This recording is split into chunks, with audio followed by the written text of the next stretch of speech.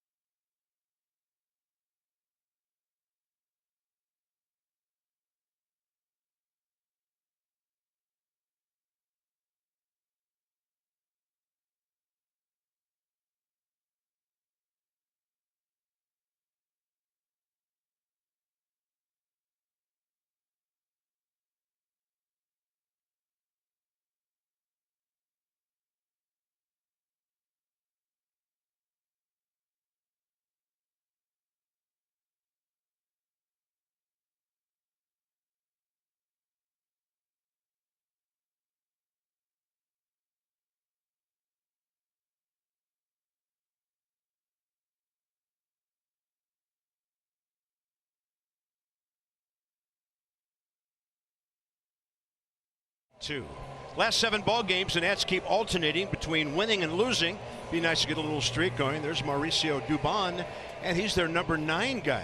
But 7 for 16, 5 RBIs. Had a 3-hit night with a run batted in. Jose Altuve is number 1 in a lot of categories all over the American League batting leaders sheet.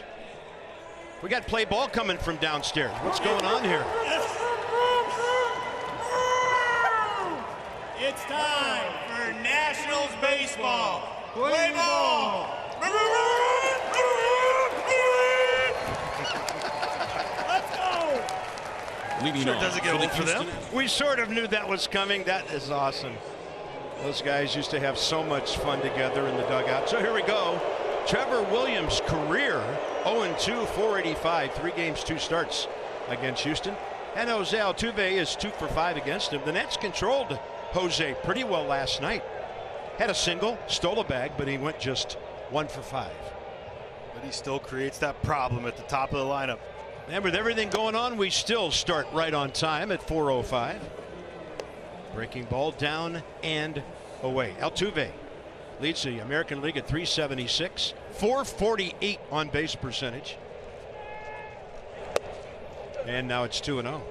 That's second to Juan Soto, who's at 468, by the way, for the Yankees. I mean, 18 walks helps coming into today. Fastball crackles in there, 2-1. Trevor so far 15 2/3 innings, 14 strikeouts. Career start number 152. Altuve bunts it, well foul. 2 balls, 2 strikes. Let's check out the Google StatCast. StatCast 3D powered by Google Cloud for Trevor Williams. Here's his pitch arsenal this year. 36% four-seamer. He's got the sweeper, the changeup, the sinker, and the slider. Now the thing that he has done so well is keeping that ball down, lower third, elevate late, surprise with that upshoot fastball that he has. You heard the IE a la Daniel Murphy many years ago, but evidently it missed him. 3-2. How do you get him off the dive? Perfect spot. I don't know if he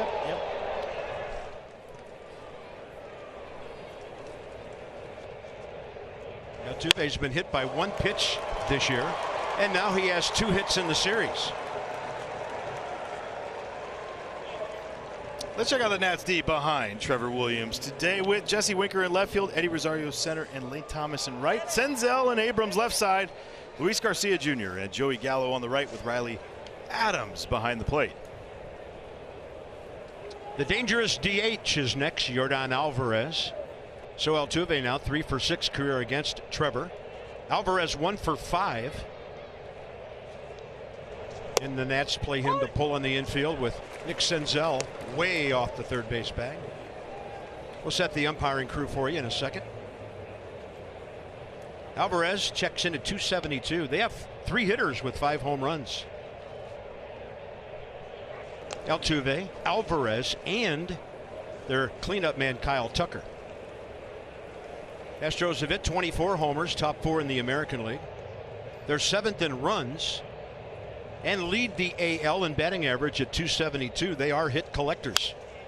There's one right off the glove of Joey Gallo. Slowed down into right field because of the redirect, and easily to third. Altuve.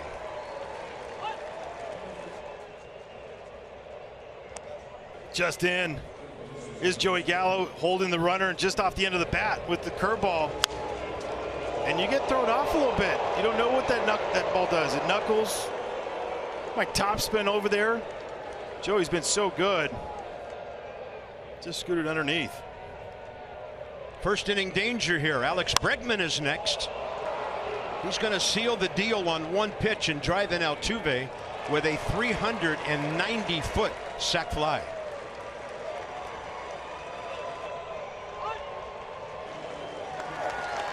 Bregman RBI just number 5. You would take a few feet right there, Bob.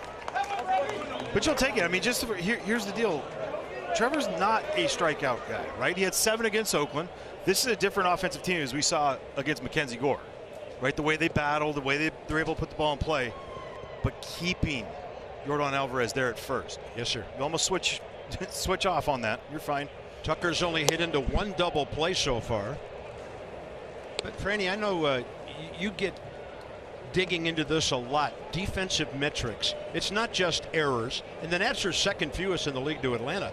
But it's things like we just saw, keeping a runner at first on fly balls, hitting the right guy when it's going to be 1st and 3rd, and the Nats fundamentally sound here in the 1st inning from that standpoint. We could probably say 1 time this year there's been an errant throw from the outfielder as far as wrong play, right? And that's the one in San Francisco that got away from when Jordan Weems is on the mound and Lane threw it home. That might be the only one. If you've gone 20 games almost with that, you'll take it.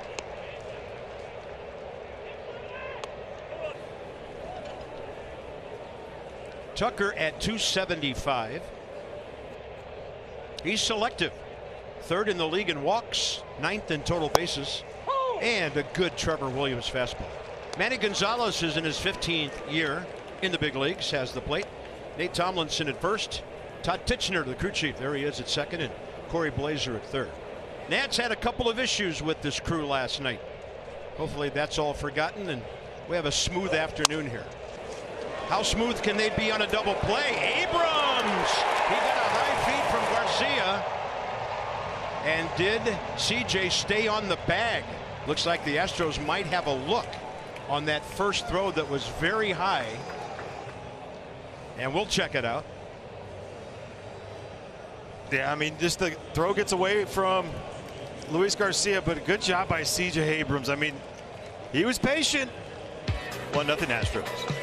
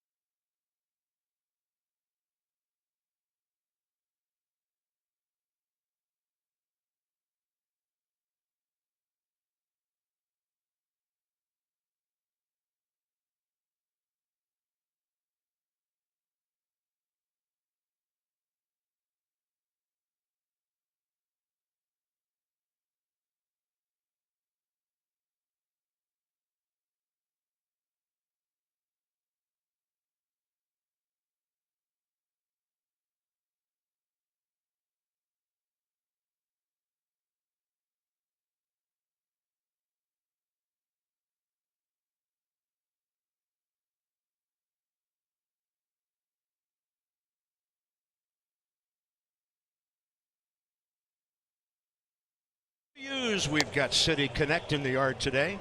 Nats need to get busy. They're behind already. Luis Garcia at home raking .438. The OPS, we'll call it 1158. Nats still have scored the fewest runs, 69 in the National League. And this guy, Ronel Blanco, 0.86 ERA, 0.92 opponent's batting average, and the whip 0.71. Crazy. There's a ball to right by Abrams. That's crazy too. See you later. One swing and a tie game. Welcome to the CJ show. Can we get the light show even now?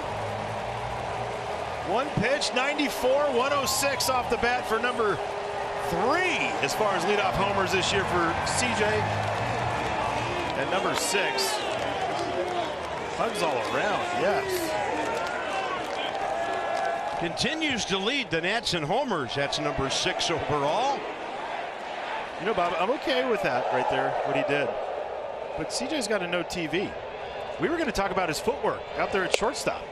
Like, what's he thinking? Well, I kind of like the footwork when he was rounding the bases, too. Hey, good call. Jesse Winker next. He's the only Nat who's ever faced Blanco, and that was only 1 AB. 0 for 1. And he goes up with a healthy hack. Well, Ronel Blanco this year has a no-hitter, has a 1-hitter, and a 5-hitter, and has yet to give up an extra base hit till now. Manny Gonzalez, I guess, trying to help him out. Move there. Just a smooth. That was just an easy swing. 7-game hitting streak for CJ now. Change up away, and he's hit safely in 14 of his last 16 games. 9 hits over those 7 games, and he continues to pile up the extra base hits. Winker a little overmatched as Blanco pulls the string on him. I want to go back to that CJ footwork at second base because number one, he kind of goes and overcommits early. It's easy to do, but look at him drag that toe. Luis Garcia Jr. Luis Gonzalez is a power hitter too. But you get to see the flip. It just short arms it and it just goes up. And it was a great reaction by CJ to get his foot down because that could have been a disaster. This is a team you cannot give the extra 92. It doesn't matter where they are in the standings right now. 1 ball, 1 strike to Lane Thomas. Lane hit 4th last night, got a scratch hit in the 9th inning. In the 3-hole today against the right-hander. And a chopper left side. Bregman gets to it. And plenty of time. And barely got him on a throw that was tailing into the runner. A good tag by Jose Abreu. Bregman almost took too many steps with that throw. Well, slider off the plate. He rolls over. And then Bregman he lets it go. It's very easy to do. And I don't know if Jose Abreu needed to do that. You don't question it. You got the out. Lane running hard. Normal. Luis Garcia. Last night hit 5th. 1 for 3. A single, a steal, and a walk. You look at some of the things from Lane Thomas. We'll talk about it on the other side here, Bob. And the other side will be the top of the 2nd. We have world champion Nats on the way during our telecast today. And right now, CJ, he's swinging like he's an October hero. Number 6, RBI number 12. Both of those numbers tops on the Nats.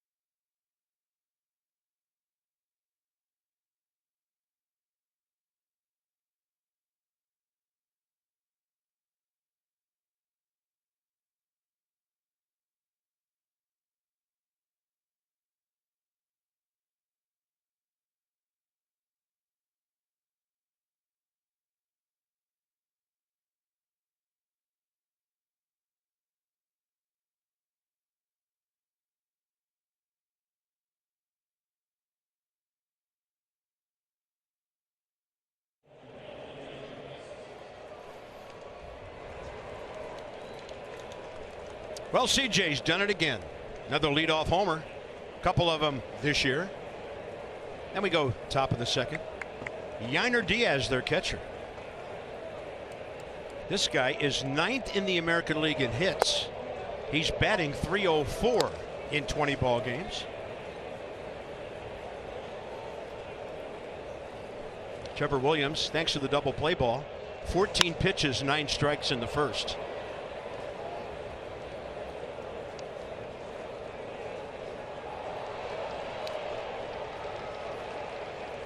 Yeah, and the only times that he gets in trouble is he gets it over the plate. Right? He's been so good now in 4 starts, keeping the ball down in the zone, just like that. Stealing strikes. Riley Adams working from bottom up.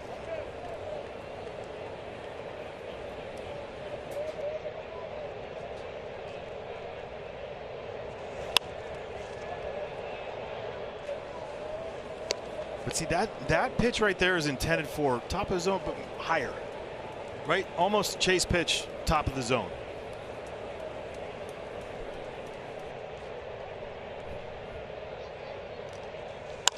Up the middle, and Trevor Williams right there to pick it off. 1 hopper. Diaz retired. Well, we have half of our catching core from 2019 here. I'll turn you up a little bit here, Kurt, so you can hear us. Kurt Suzuki, good Thanks, to Dad. see you, buddy. Yeah, thank you. Thanks for having me. What's up, man? Kev, what's up, dude? It's been a while. Yeah, it's been years, but it's okay. I was telling Bob, we've known each other since San Jose State Fullerton State. Yes. Like 02 regionals. Yes. A little different World Series vibe than a regional vibe. I get that whole thing, but Same concept, trying to win a championship. I bring it up because memories. You Yes. always have these memories, right? Friendships. They last That's what it forever is. on all these championship teams. What's about this team that'll go forever? Like you said, I mean, it's the friendships. I think obviously winning helps, but I think also at the same time losing and then winning helped it even more. Starting off so slow, having to come together even more, than if you started winning from the beginning. That adversity that you go through, all that adversity stuff, really pulls. It can either pull you together or push you apart. And I think for us, in our case, a bunch of great guys in the clubhouse, it was only going to make us stronger and make us better, and it showed. Well, Jeremy Pena with the base hit. Kurt Suzuki. Let's have a look at game 2 here in Houston. Justin Verlander lost 2 games to the Nats in that series. That is a no-doubter. You almost made it to the railroad tracks there. Not quite Soto-esque, but hey, a homer's a homer. Homer's a homer. It don't matter how far you hit it, you just got to get it over that fence. Look at the Macarena. Oh, yeah. I was kind of, trying to spice it up a little bit. That was our middle school days, dude. Yes. We were joking down on the field a little while ago, Kurt, about all the veteran guys. And I think Dozier said how old that team was. But a team that goes 19-31 that doesn't have the pedigree and the experience you guys had maybe folds in a circumstance like that. 100%. And, like I was telling Kev earlier, it's adversity can either pull you together or push you apart. And I think with the experience, with the quality of guys we had in the clubhouse, with the leadership that we had in the clubhouse, with Davey and his staff, it really made us stronger. And we knew that if we could somehow get this ship turned the right way, that we would be a force to be reckoned with. And I think we said it, I've said it, is just give us a chance. Like, we get to the playoffs, whether it's the wild card or whatever it is, just give us a shot, and we'll take our chances with the pitching staff that we had, with the lineup that we had. I couldn't believe personally that people were counting us out with the staff that we had and the lineup that we had. I mean, you look at the lineup and it was, 1 through 9. 1 through 8 with the pitcher had to hit, but it was quality after quality. It was crazy. Yeah, and Max would say 1 through 9 when I was pitching. When Strozzi was, Corbs could hit too. He could hit, yeah. Corbs could hit too, and don't sleep on Sanchi. We got to give Sanchi some props out there. Hey, are you still exhausted from having a game plan against the Astros, knowing some outside things are going? Because I feel like you and Yan Gomes, like the perfect 1-2 tandem as a catching core. I mean, you had everything in lockstep. You guys must be still exhausted. It's not easy calling a game, right? In the big leagues. All the other stuff. Luckily, me and Yan, we had a great relationship. We still do to this day. He's one of my best friends. We definitely worked well together. We picked up on things that sometimes I didn't pick up and he did, and vice versa. But how rare is that? It's like I said out there. We were talking. I said it's usually most of the time you get. Oh, that's a bummer. Yeah, Jeremy Pena's going to steal his 4th base. Oh, we got interference. Nice job, Riley. Go hunt it. Well, how about this? Big Manny. Big Manny behind home plate. He's gray now. Yeah. We know when he had dark hair. Yeah. Oh, Manny. All we needed was Kurt Suzuki in the booth. Manny heard me. To get some interference on the catcher here. Yeah, Manny. And that's why the throw sailed in the center. So, Kurt, stick around for a minute. Okay. We have something that you may enjoy watching when we come back, because we know we will. Was it me catching against them?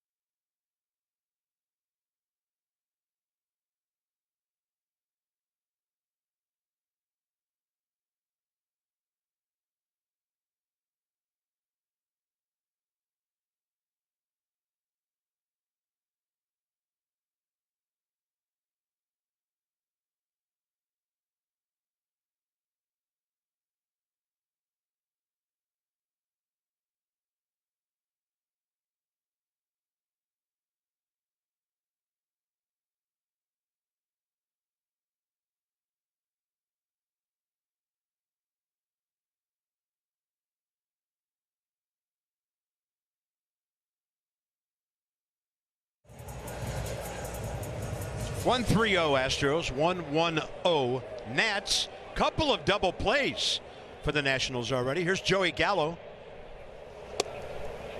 Tried to check and looks like it was a cold strike anyway. Joey, 3 homers, 5 RBIs, facing Blanco like most of the Nats for the very first time. And we've got Kurt Suzuki in the booth with us and a healthy hack up to the left side. All right, you and Yan Gomes, we've talked about the combo that you guys were. Talk about, if you can, give us a little insight, the relationship between the two of you, veteran guys, sharing time on such a ball club.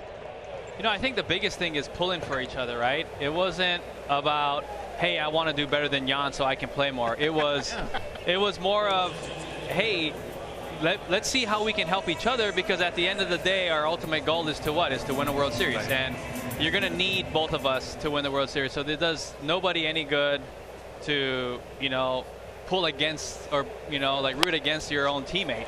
There's a spinning fair ball down the right field line. 0-2, you know what? Off the bat of Joey Meneses. But at your speed.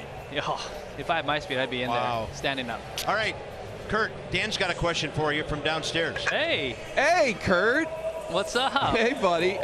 You're talking about your relationship with Yan Gomes, and Davey has talked about this over the last couple of years, about how you were going to originally start Game 7 of the World Series, but you were banged up and you weren't able to go, and that, you know, was an emotional thing for you, obviously. It's the biggest game of your life to that point, but Yan was in there in your place, and you had Max coming in to kind of tell you everybody had your back. Just kind of bring us into your head in that moment when you weren't going to be able to go, but you knew that you had everybody there to support you and help, you know, carry you guys to the eventual title. 100%. That was probably one of the hardest decisions that I had to make. Obviously, I had something going on with my hip. I had to come out of, I think it was Game 3 or 4, and then being in that room before Game 7, you know, I was talking to the trainers. We did everything. I mean, it was literally, and Kev knows when I say everything, everything was being done to get myself back on the field, and it just wasn't happening. And I felt after talking to the trainers, you know, it would have been selfish of myself to go in and try to do it, and then all of a sudden after the first inning I had to come out, and then we're down a player, and then it just wouldn't be good for anybody. So I knew having Yan and Max and Davey, and we all talked, and like I said, it was one of the hardest things, but, you know, having Yan and Schurz, you know, kind of, I guess, reinforce that, hey, I got your back. Like, it's been like that. It was like that the whole season. It was like, it wasn't one guy doing everything. It was like, if you weren't doing it, the next guy would do it. And I knew that it was best for the team for that to happen. Like I said, my relationship with Yan, you know, we were pulling for each other. And that, like I said, that was a tough decision, but I knew it was best for the team. And let's be honest, you know, you get to that stage, you know, of the season, you know, you're not worried about yourself at that point. You're worried about getting some jewelry. And so I think that was the best decision. And I look at it, and, you know, I got no ego to say, I think it worked out great. And I will never change any decision than that before that game ever. Well, hats off to you for that, Kurt. And the magic of that night with Daniel Hudson getting that last out in Houston. 3-2, Eddie Rosario for the Nats here after the Meneses base hit. And he's going to hack one up and up. Really quick, being here in 12 and 13 and then years later coming back, did it mean more? You know, like, even though because you had never not experienced it, it's just like, but two different worlds. You saw the beginning, like literally the beginning of the championship run, you know, or getting to that spot. And you know, honestly, I thought in 12, not to say we had a better team, but I felt like we were in a better position to succeed going into the playoffs. Obviously, the bitter taste of, you know, Game 5, you know, being one strike away with a 2-run lead, that definitely stung. So to be able to come back in 19 and to be able to reverse it and go all the way like we thought we should have done in 12, right?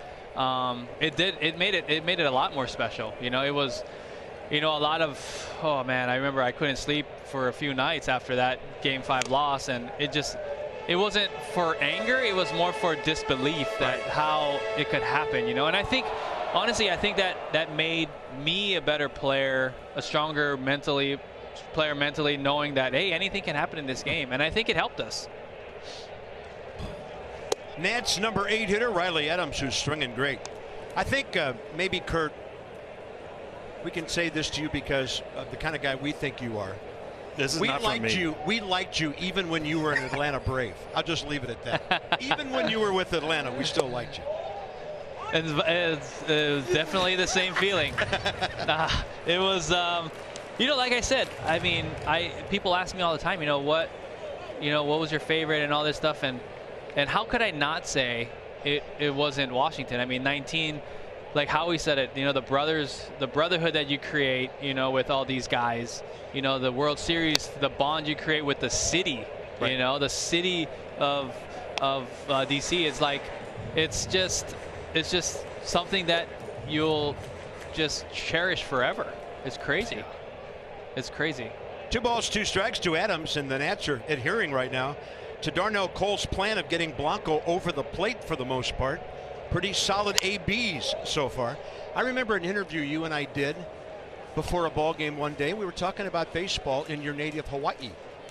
How's it doing with youth baseball and everything out there now? I think when we did that interview, that was like 6-7 years ago. Yeah, it's definitely booming. Where football was everything, when I was growing up, and now I think baseball, and I think it's the Hawaii connections, the Brandon Leagues, the Victorinos, myself, Keone Durant, like all those guys that have made it. It's definitely giving kids, I don't want to say hope. Yeah, you can say hope, but I think a better word is just a dream that it could happen, and it's great because there's a lot of talent out there, and I know it's hard to get to, but I think everybody would love to go scout there, but yeah. but I think that it's definitely on the ups, and there's a lot of kids that are going to good D1 colleges out in the mainland and getting drafted and getting an opportunity, and I think that's all you can ask for is for kids to get an opportunity to make something of themselves. Wow, what an at bat by Riley Adams. All right, Kurt, look at the monitor. Watch this. Kurt Suzuki, see you later. The Nats have won it. 7 runs in the bottom of the 9th. The Mets had just scored 5 in the top of the 9th. Our hearts were broken. It was 5-4, and then you guys come up with 7, and you drive in 4 runs that night. That, by the way, was your 16th homer of the year and got you to almost 60 RBIs. That was definitely a great night. I think it was a great night. I think the coming in the 9th, just the quality of at bats that we took, even down by 7 runs. It was the Rendones, Trey, Zim coming off the bench and hitting a double oppo off of Diaz. I mean, just you couldn't help but get pumped up when my spot came up because of the quality of bats. I wanted to keep it going, and I wanted to help the team, and anything I could do to pitch in and help the team win, and to be able to do that was just a great feeling. And what a team effort, what a team comeback, and that just explains it. But just think about it, like you're talking about, when you're talking about Trey and Juan and you're going on Zim, talking about like $1 billion worth of guys. Like, honestly, you're going, like, the names that you're bringing up, you're going, holy cow. And people thought we were supposed to lose. Right, you're going, yeah, no big deal. But I mean, in that spot, you're going, yeah, there's no chance, guys, until you get like that one. And then it's like, yes. All right, boys. I mean, you knew they had the best closer in baseball in the bullpen waiting to come out. And everybody knows, I mean, Kev, right, how hard it is to...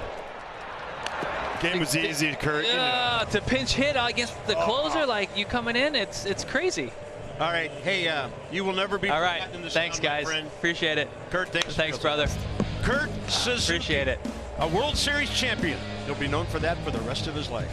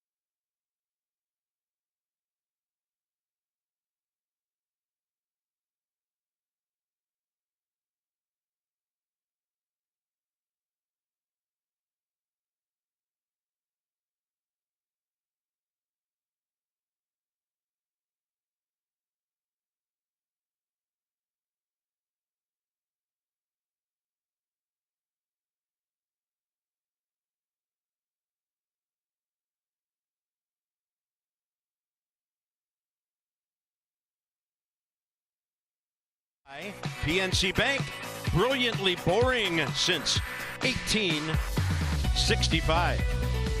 We're having a wonderful time at the ballpark this weekend. A few moments ago, we showed you Kurt Suzuki's walk-off homer against Edwin Diaz and the Mets on September 3rd of 19. The winning pitcher in that game was Javi Guerra out of the Nats bullpen. Nice W. You didn't think your guys were going to go 7 in the bottom of the inning, did you? Hey, I kid you not. I remember coming out with my cleats and all right, I'll put my tennis shoes on. I was like, I don't need to go in. And we're sitting there and I'm watching it happen. And I joke. I'm like, that was the coolest comeback I've ever seen in my life.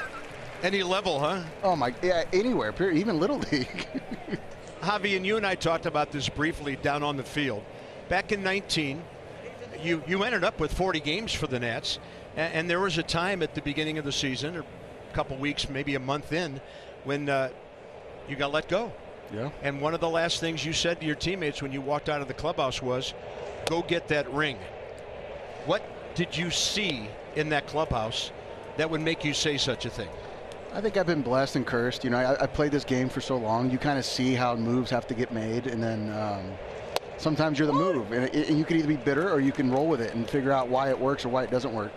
And at that time, I saw what happened. And I was like, I think we're better for it, and I think we're going to go somewhere because of it. And I think that was the message conveyed. It's like you have a lot of friends on this team that are going to be friends forever. But I wanted to not make it a somber moment, more just like a, hey, I get it, and we're going to go and we're going to win this thing, but just let's keep rolling. Like, let's not make this a distraction. Let's make this a positive thing. You know what's funny? You brought up friends. Like, you don't say that about teammates normally. It's like, yeah, he was a teammate of mine. He did one of those, but you said friends. That's the part that like is different with this team that you hear from other championship teams, right? They talk about teammates. You guys talk about friends. Yeah. No, everyone here was just arms wide open. I think we'd all do anything for each other, and I think that was the cool part is no matter what, every day, good, bad, and different, we were all there to greet each other the next day or that night or do whatever we needed to do. Make sure by the time you went home and saw your family, you felt great about yourself and ready to come to the park. It's awesome. That's how it's supposed to be. Yeah. Javi Guerra visiting with us now. I tell you that bullpen performance in postseason was something else. You didn't pitch in the wild card, the division series, or the LCS, but you got in the World Series for a couple of games. What was that experience like? And back in April or May, did you have any idea something like that could happen personally for you? Heck no. I was getting married a week after the World Series. So my thoughts were, you know, oh crap, we better hurry up and win this thing quickly so my wife doesn't kill me. But it was amazing. It was a moment I'll never forget. My knees have never given out more. I've never been more ready in a bullpen and ran out to a mound more like, oh God, what is this feeling? Kirk's laughing. He's like, you're fine. I'm gonna set up down the middle. Let's go. And I just laughed and we got through it and we won the game. And it's one of my proudest moments for sure. Difference between a debut and going out in the World Series game. Tell you what, we'll pick that up next half inning. Javi Guerra with us, and Trevor Williams makes quick work. We're gonna have some more fun with our Nats World Series champion reliever in a moment.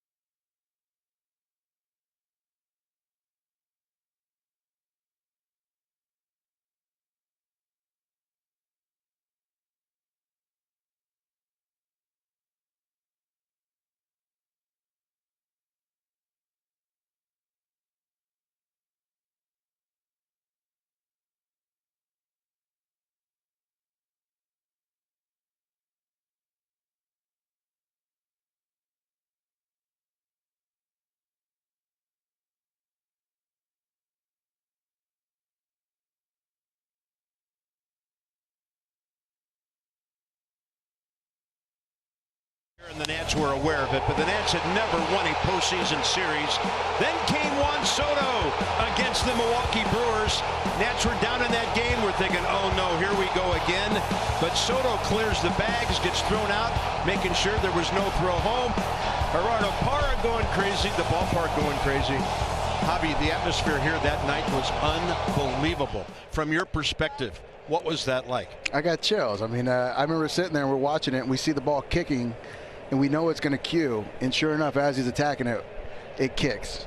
And we're dying laughing because Hudson's warming up, but he can't because all the bullpen is going crazy and jumping up and down. So he can't even finish where he's like, what's going on? What's going on? We're like, you're in the game. We're up. And he's like, what? Get out of the way, guys. So he has to throw 2 quick ones to run out there, and he does quick work. But it was the best moment I think I've experienced on a baseball field throughout my career. That is so awesome. Our fans, they deserve that so much after the 4 prior disappointments, winning the division and then failing to win a postseason series. So how tough is it to be on the not pitching for a couple of series? All of a sudden, World Series rolls around. You're in the bullpen. You're on the roster. I think Annabelle hit it on the head. We had a really good group of guys that worked. We had a lot of veteran guys, so we all knew what's expected. So no matter what the day was, we were all doing our work as if we were going to pitch tomorrow. So a credit to everybody. I mean, we all stayed on top of our game. Look at Joe Ross. He had to step up for Scherzer in the World Series, but he was ready, and it's a credit to the guys we had to make sure we stayed on top of each other and like, hey, I know you think you might not play, but let's make sure we get our work done so that when it does time and if it does come up, you're ready and you're not, holding us back. 3-2 to Jesse Winker. A great at bat, but he lines out hard to Abreu. Javi. Hey, buddy. Hey. How are you? I'm popping up with a question. You finished Game 2 of the World Series. You got the last out of that win for the Nationals. You, I'm sure, had a lot of big moments over the course of your career. Where does finishing a World Series win stack up? You know what? It's probably number 1 because it was in Texas. So how many fans and family, friends, and everyone I know in Houston that were just so happy yet angrily texting me after the game. Yeah. I am so happy for you, just not your team. Yeah, fair enough. So amazing. And I just thank Davey for that opportunity, to really just give me that chance and trust me. I think I could never be more thankful.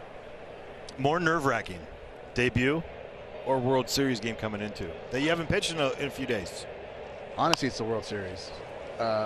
Just because you know there's something on the line for all of us. Your debut is about yourself. Your World Series is about your teammates and everybody in that front office that put all that time and effort in. Well, born in Denton, Texas, went to high school there. Not real close to Houston, but close enough within that gigantic state. Hey, Javi, it's been so great catching up with you, seeing you here at the ballpark. Congrats again on what happened to you and your ball club 4.5 years ago. Be with your friends. Hey. Don't be a stranger. And when the Nats are in Phoenix, come and see us from nearby Scottsdale. Hey, you let me know. I'll be there. I'm changing diapers, so if you can get me out of that, I'm in. Oh, yeah. 3 kids for Javi Guerra. Kind of like the 3 sitting in the booth right now. Great to see you, buddy. Thank you. Thank you.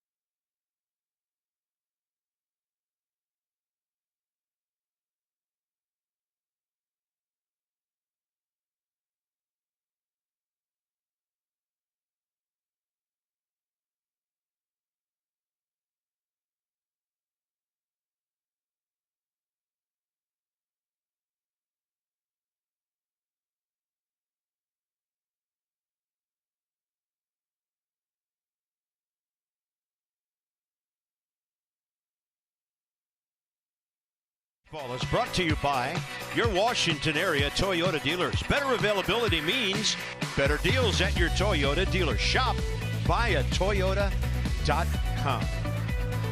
Nats have had some good at-bats today, but not able to break through just yet against Ronel Blanco. We go to the middle innings here. Trevor Williams hanging in there. He's retired 7 of the last 8 Houston hitters. And that's since Yordan Alvarez had that base hit back in the first inning. This one flared out to left, and a nice quick out caught by Jesse Winker. Anytime you get one pitch out against Yordan Alvarez, run back to the mound, go again. I mean, because we could easily say he's one of the best hitters in Major League Baseball. Like, it doesn't matter age, whatever. He is so dangerous. He is special. Next up, Alex Bregman. And he's going to pop it up on one pitch. I don't think the Nats fans have forgiven him for carrying his bat down to first base either. He's been booed second as loudly as Jose Altuve here. The Nationals post-game summer concert series is back. Select Fridays this summer, kicking off June 7th with Flow Rider. Stick around after the game. Concert is free with the game ticket. Get yours at nats.com/summer concerts. You think Kyle Tucker's taking? Taking what? Oh, first pitch, which is low anyway. I mean, 2 pitches, 2 outs, you have to.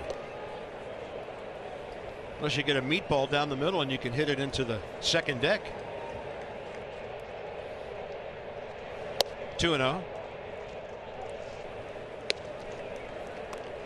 You just love where Trevor is. You know, again, we talk about moments of the game, and just in the first inning, the sac fly to the ground ball double play, how it changes.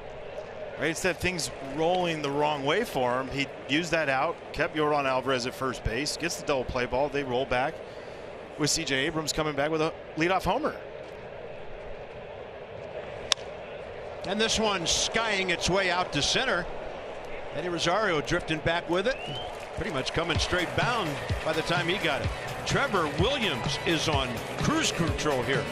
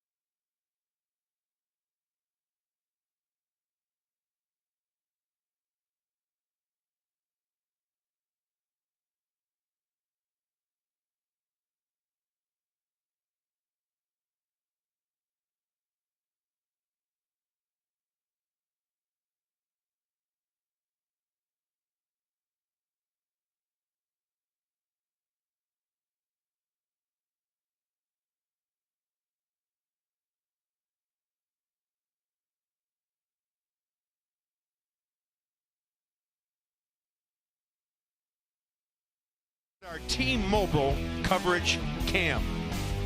Oh, we got sharks. Oh. That's why we were hearing Baby Shark during the presentation. Teddy gonna make it, or something weird gonna happen? No, you got your wish. You got your wish, Teddy, and the ring. Let Teddy win, and they did. The first time ever being here for it was something special. Back in 2012. The weekend at the Phillies, we were here in town playing, and all the video tributes to Teddy and the build up to it. The place went nuts.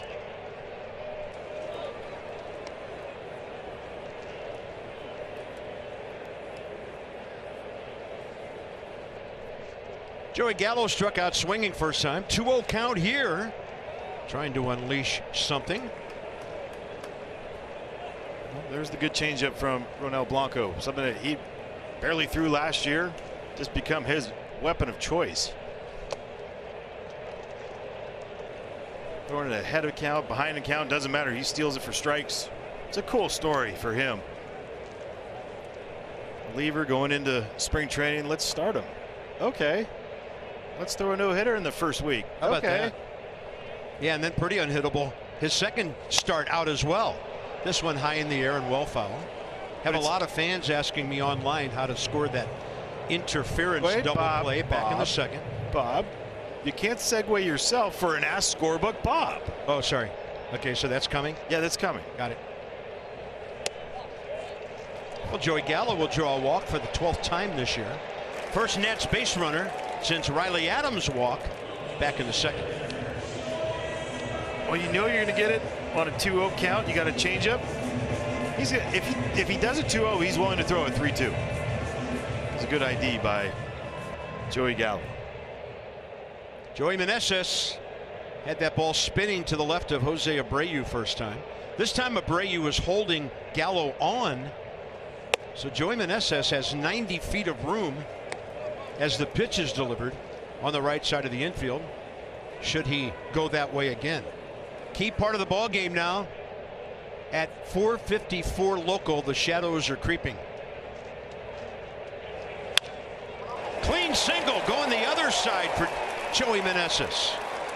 Gallo, a good base runner, aggressively into second. McCormick gets it back in.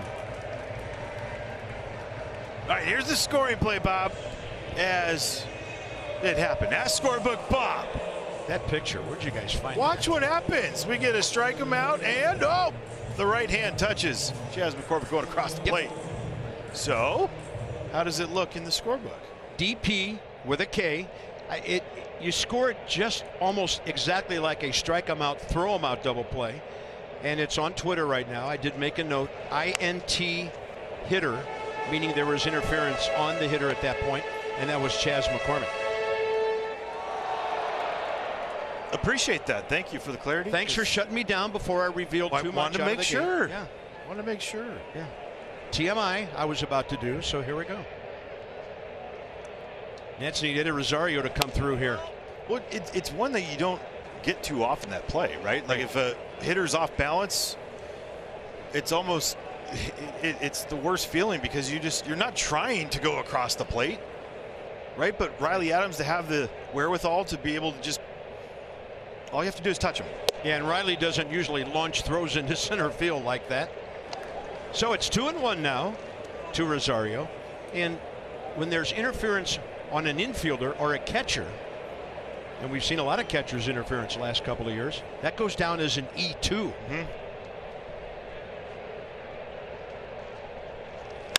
And Rosario put some pretty good wood on that one. Tagging at second, Joey Gallo. Tagging at first, Joey Meneses. Astros will do the right thing. Dubon into second base. Keeps the double play in order, but the lead runs at third with one out. Productive at bat. Nice job by Eddie Rosario.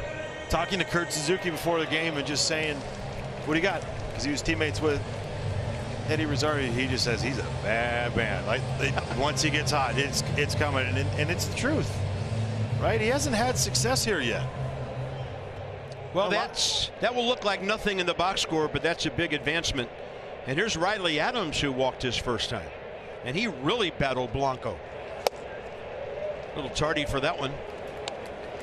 Riley last night, double, homer, 2 for 3. Came in hitting .306.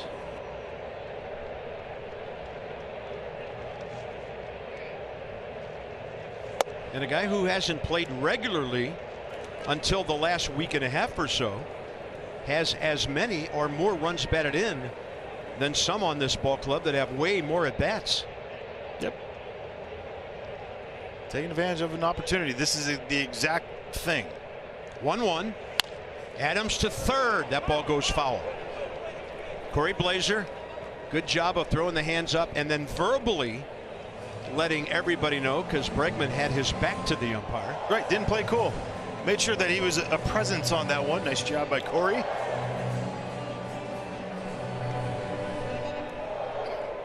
Did they just play the Worth Warehouse? Nice. Wow. Place goes nuts here for it.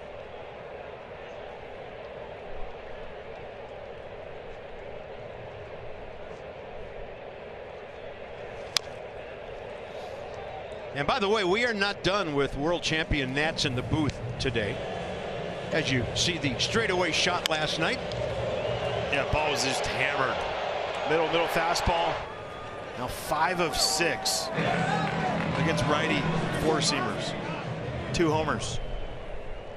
It's over 2,000 slug, people. It's not easy. Riley Adams' 13th career homer.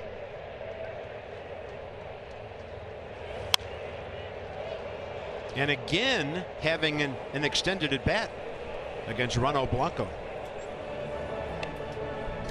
Interesting, in 21 innings coming in, only 16 strikeouts.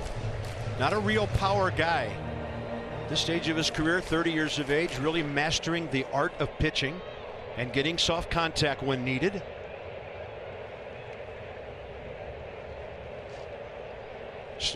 Target was upstairs, and that's way elevated. And really stepping up for a franchise that had needed some starting help. With Luis Garcia, the pitcher, the starting pitcher, right? Because there's the reliever and the second baseman. And you got Urquidy. Verlander was on there on the IL. Framber went down. Now Riley Adams is going to pop one up. Drifting with it. Not an easy play for Abreu.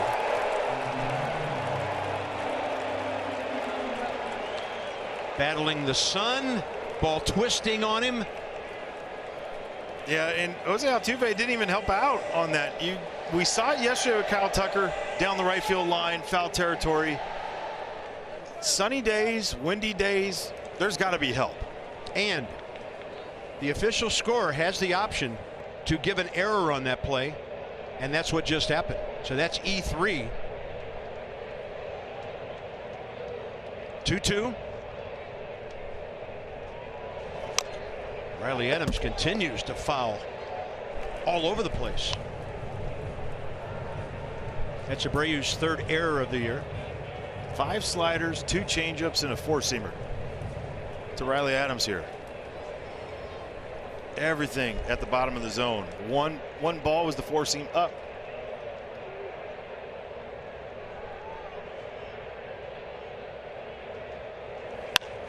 Give a big league hitter a second chance and he'll do something. High in the air left center. When moving that ball around. Dubon in front of McCormick.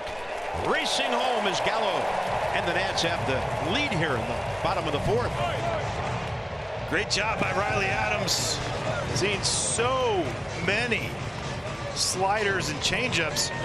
He gets an elevated slider and he delivers. Chas McCormick and Mauricio Dubon. Flags. It's a great AB. Flag's not standing straight out, but there's a definite breeze coming down half street. Nick Senzel, first pitch swinging again with the bases loaded, 1 out. Back in the 2nd, popped up, short left to the shortstop. Abrams grounded out early in the count, and the Nats were done in that 2nd inning. This time they make the leadoff walk work, and there's the second base hit of the inning. Stopping at 2nd, Joey Meneses. Well, slider's been the play for Ronald Blanco here the 2nd time through. Nice job by Nick Senzel. 1st inning, leadoff, heater. I mean, did he use it as a cane? The bat as a cane, I like it. I mean, we are seeing the emergence of something really special here. Here's the StatCast, the batless StatCast for C.J. Abrams. Ball was hammered. 106 off the bat. Peak of 75. I mean, the StatCast has everything on it. You love it that they made it daytime too, so they're able to differentiate that timing. And the exact number of people in the ballpark that are here presently. I don't know if you knew that or not. I would agree with that. It wouldn't surprise me if they could do that.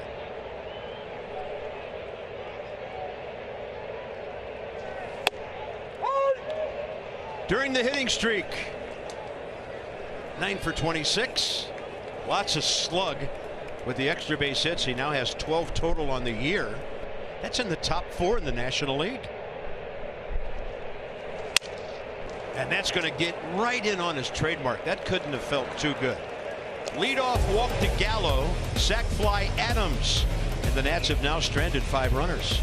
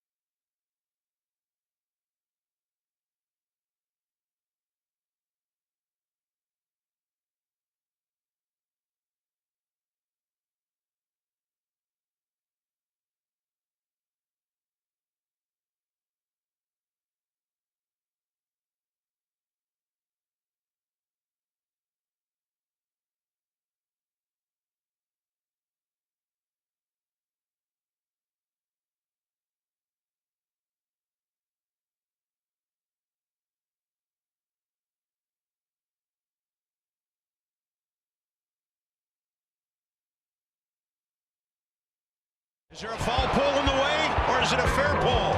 Bang! Doink! Whatever you want to call it. Howie Kendrick goes opposite field. Number 47 celebrating another postseason homer. In all of your career, Howie, 4 postseason home runs. And I think all of us remember where we were, what we were doing when you took that swing, and the one before that at Dodger Stadium. How cool is that? You know, it's things that dreams are made of. You know, I'm ecstatic. I get goosebumps every time I see it, and people, they'll go, hey man, I remember that home run, or I remember this. And you know, you get to relive the memories every time you run into somebody. You are at your playing weight, my friend, it appears. Thank you, Bob. Yeah, I try to I try to stay in shape. You know, I like to look like I can still play, but I think it would hurt too much to do it every day now. 15 years in the big leagues. I mean, that is such a storybook thing. I know when young guys get to the major leagues, you know, I'm here, do I belong? How long can I make this happen? A decade and a half, Howie, what a tribute to you that is. You know what? It's a culmination of a lot of things. Hard work, being talented, but working hard, and then having the right, you know, guys around you to guide you, the veteran players and guys, you know, told me early on, like guys like Sean Figgins, he goes, man, your goal's not to, shouldn't be to make a lot of money. It should be to, one, win and play 10 years in the big leagues. And that, he told me that early on, and it always stuck with me, because the one thing I always realized, if I'm around for 10 years, one, I'm doing a lot of things right, and two, you're going to make money. Yeah. You know, so at the end of the day, if I can maximize who I am as a player and get better every year and figure out a way to get better and help my team win, then I'm going to stick around the game. And you see every guy that's been around the game a long time, they've done all of those things. Awesome. You look at your career. I mean, the postseasons with the Angels, you look at the teams that you played on there to, you know, the Phillies, and then you get here and you're doing your thing. It's like, did you thank people, you know, other than myself, you know, his teammates, you know, the whole thing? Did you thank people, though, you know, along the way for a teacher like Sean? Like, I mean, because there's a lot that happens and goes into a World Series championship. Yeah, and it's a lot of the things that you've done before you got there. A lot of the lessons learned, a lot of the failures. You know, I failed so many times before I had any of those successes. Easy. People need to realize, best hitter I've ever seen. -1 guy, but that's it. Wow. Like it's the truth. Me and this guy came up playing each other in the minor leagues. He would rake every year, you know. But I think, you know, a lot of kids see things happen nowadays, and players in general, and they think it just happens. You know, it doesn't just happen. Like there's a lot of failure that is involved in that, and a lot of trial and error, a lot of successes too. But I think you have to learn how to play the game, and I think what, you know, Sean Figgins and Torrey Hunters and the Albert Pujols is what those guys taught me. was that you have to go about it every day. Right. You have to learn how to become a major league player. Like, you got here, now how do I stay here? Right. How do I develop as a player? And how do I grow? And I see a lot of young guys now that really have it. Like a lot of guys on the field today, you know, I watch a lot of guys like C.J. Abrams, you know, Lane Thomas, like guys with a huge upside. Yeah, I know there's a lot of young guys like James Wood that are coming. Right.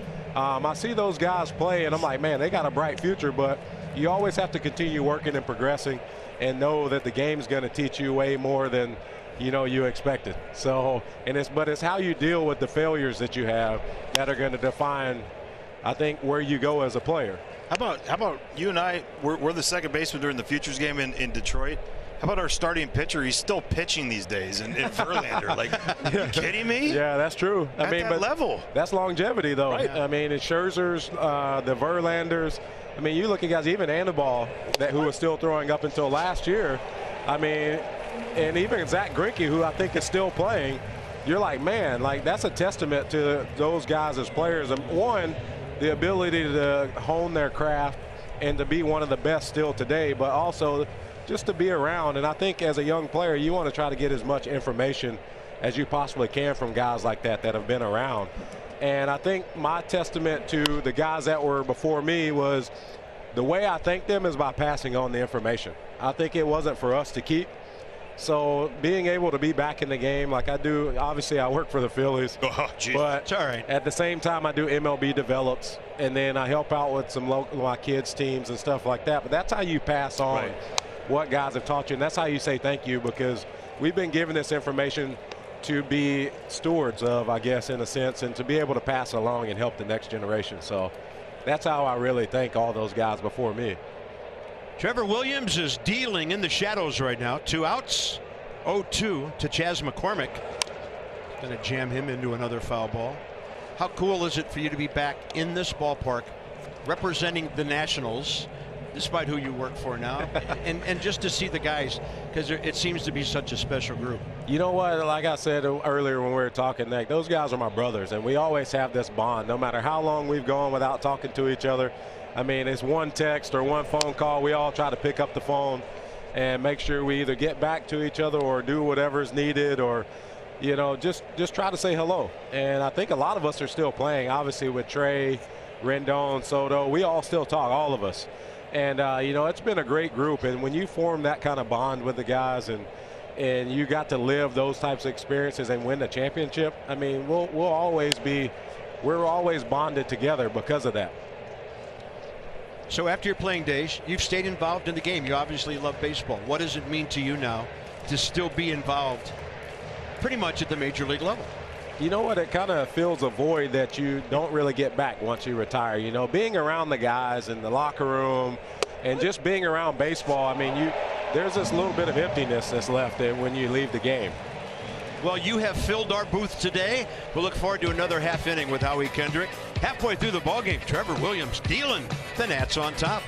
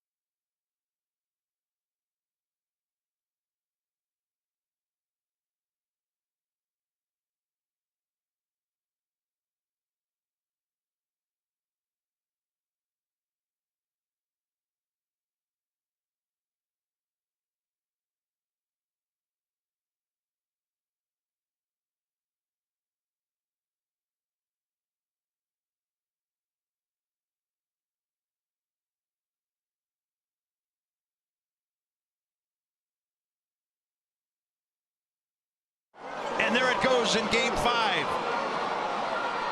You knew it right off the bat. I don't think the fielder did at the moment, but defining moment individually in your career? I would say so. I mean, that to me that's the top of my list of moments. You know, I know everybody says the World Series homer, but for me, that one in particular is the top of the list. And, you know, as soon as I did hit that one, I did know I got it. Everybody was asking me, and I think I might have been yelling a few things that might not be appropriate at that time. But, you know, when you got that kind of energy flowing through you in the 10th inning, I mean, you know, there's no better feeling. You weren't emotional, though. Like, when you played, you were just like this the whole time. When that happened, and I remember I was at home, I was like, oh, my God. Oh, my God. Like, because you don't see that. I felt like you were yelling. I'm like, no, Howie, don't yell at me. Don't yell at me. Don't yell at me. Because it was like, it was real. I mean, it was like anybody that knows you. Yeah, that's the perfect pitch to do it on for you. Oh, yeah, that was close to me. And like a lot of people, you know, they want to think that the pitch away is the pitch that you drive away. No, it's the ones that are a little bit closer to you that you can get to. And, you know, it was a fun time. And, you know, that pitch location was it was a tough pitch, too. But, you know, we made it work. Yes, you did. All right, Dan, what do you got? It was that game in LA, the Game 7 in Houston, earlier in the regular season as well, the Kurt Suzuki comeback against the Mets, the Grand Slam. You guys came back in Philly a bunch of times with Robles and Soto having big knocks late in games. You guys came back so many times over the course of that season. You've been on a lot of good teams in your career. Is that something that every good team is capable of doing, or did your 2019 team have something special in that regard that allowed you guys to stay in games until the last out was made? I think what was special about our team that year was the ability to never think we're out of a game. Every guy battled. We grinded at bats. And when we were down, we never were worried. We never were scared. We actually almost welcomed the moment, you know, in a sense. And that's what was different about that 2019 team than any other team I'd been on, was that we never thought we were out of a game, whether it was on the pitching side or on the offensive side. We would just keep battling back. We never quit. And every at-bat mattered. And we would just wear teams down, and we would run them down. And I think that was the thing that was special about that team, was the ability to never think we were out of the game, even if we were down by 6 or 7 runs, because we knew we could turn it around. And I think that was a product of starting the season the way we did, and all that character building throughout that process. It changed a lot of things for us. Howie, the year before that, the devastating Achilles injury. I remember the sick feeling we all had when you were out there on that warning track. We knew something bad had happened. It's about the worst injury an athlete can have. Oh, up and in it appeared, but Lane Thomas called out on strikes, 2 down. How hard did you have to look within yourself and start working to come back from an injury like that? You know what? I was a little bummed when it happened. I didn't realize what I'd done. I mean, I made the play, threw the ball in. Yes, you did. And then I sat down, and I was like, oh, man, I think I just ruptured my Achilles. And I wasn't really in pain because it completely ruptured. But I'm a positive person. Like, I like to try to think of the positives instead of the negatives a lot of times. And even in that situation, I mean, what could I have done differently? I didn't think I could have done anything differently.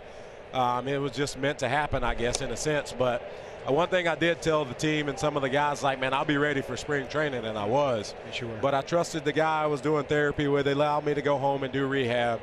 And everything went well. And then, you know, if you would have told me we were going to win the World Series next year, I'd let my Achilles rupture again. So, but you know, I think when you have a positive mindset throughout things that happen to you, you can only control you, and you can't control the outcome sometimes. So I try to look at it that way. There will only be one Howie in Washington, D.C. Thanks for joining us, Thank buddy. you, fellas. Howie Kendrick, postseason.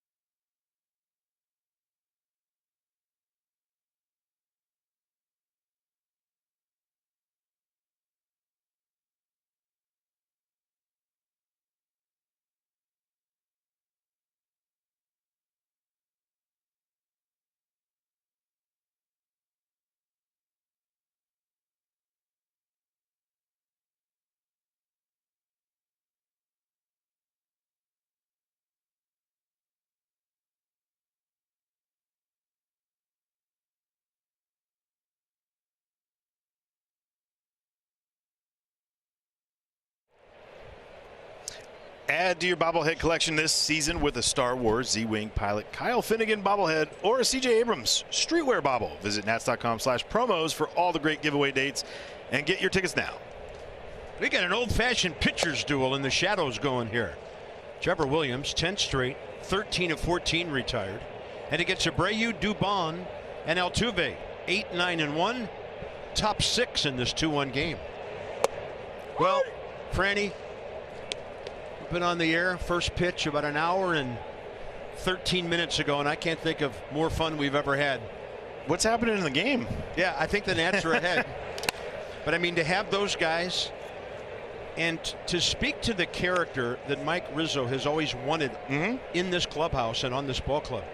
Every one of those guys, you could sit down and talk to each one of those guys for hours and just love listening to them. Right, and I thought when Javi talked about it and saying my friends, that stood out, and it will always stand out about this whole thing this weekend is you hear the friendships more than teammates. Yeah. And that's incredible.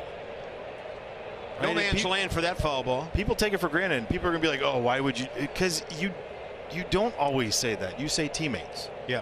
You know, championship teams that you go forever, those are my buddies. Yeah. Those are my friends. The word brothers. The brother. A lot. Right. And Howie said the same thing. And that to me, it's a thing that lasts forever. Some people will be like, what is it? Why? And sometimes you can't explain it. Right? It just happens. 1 ball, 2 strikes. And another one, foul. Trevor Williams, by the way, in 5 innings today, 63 pitches, 43 strikes. And we're getting close to that time, right? I mean, 2 times through the order is what they really like to do with him.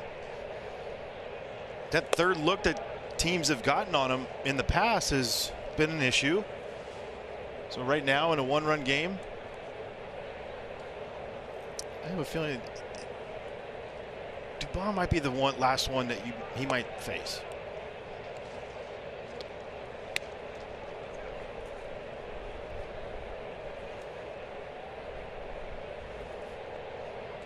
Three and two. 2 hopper, Abrams. Well, in the first inning, Trevor Williams pitching around some trouble. 1st and 3rd, nobody out. It's a sac fly. Why is that a big deal? Because instead of letting things fester, he gets the ground ball double play and only 1 run scored. And that just changes the whole outlook of an inning, of a game. And what happens next? C.J. Abrams, homer. Right? And those are the moments that we've seen in the last 2 years. Get away from the team early, and it's hard to pull back, right? And get back. It's a great moment. Dubon fly ball to Thomas last time.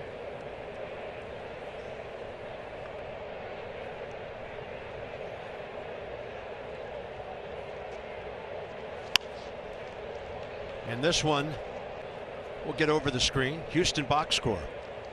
All 3 of their hits in the first 2 innings. 1 wiped out on the interference play in the 2nd with the runner Pena on the move. So the sac fly by Bregman, their only RBI today.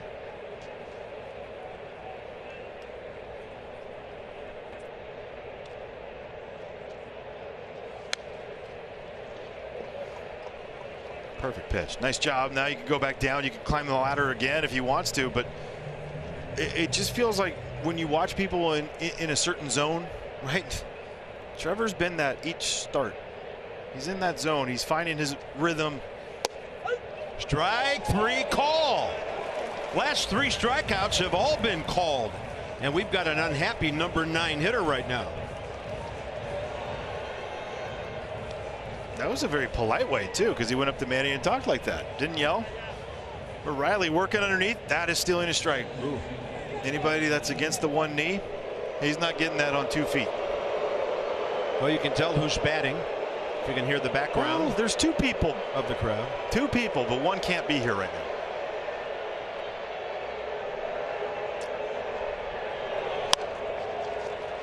Backhand. Senzel. Out at first. I'm having flashbacks to a Saturday afternoon in the shadows in St. Louis. But a guy named Ani Ball was pitching a game like this in 19.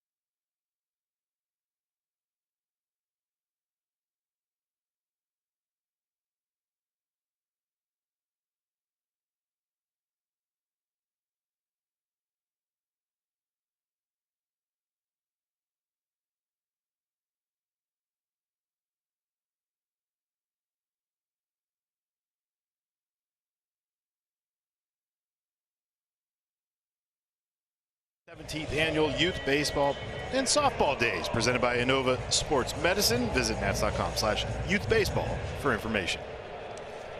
Bottom 6, 82 pitches for Blanco through 5. And the door in the right field corner has been closed. It's been known to come ajar now and then. That's a good start.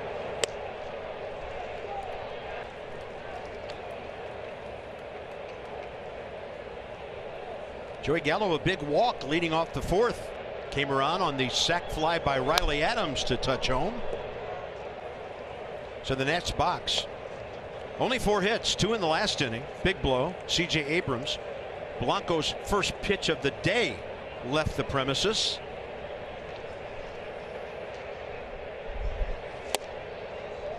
All right, Franny, so there's a sliver of light in front of home plate. Pitchers in the shadow. Then the light standards, and then the sunny batter's eye. What kind of challenge is going on here for hitters? Yeah, I got a neck problem here, Bob. Not feeling too well, huh? Yep. Not feeling hitterish, but Joe Gallo is. That one's going to hook into the corner, and Joey Gallo is going to motor into second base to lead off the 6th inning. Nice. That's getting an extra base hit from the middle of the order, and for Joey, his 5th of the year. On a really good changeup, too. Down in the zone below the knees. Nice job by Joey Gallo.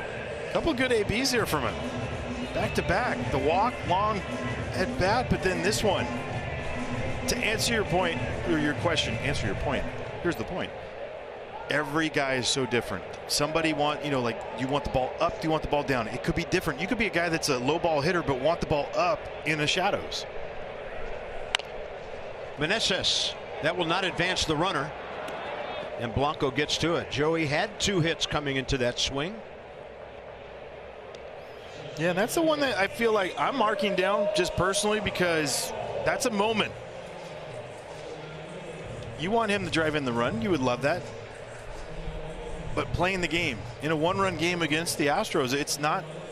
You got to get as much as you can, right? And can't get comfortable out there. And you look at the bases loaded situation back in the 2nd inning, 2 bats, 2 pitches, no runs. Yeah, Joey Meneses has 1 extra base hit this year.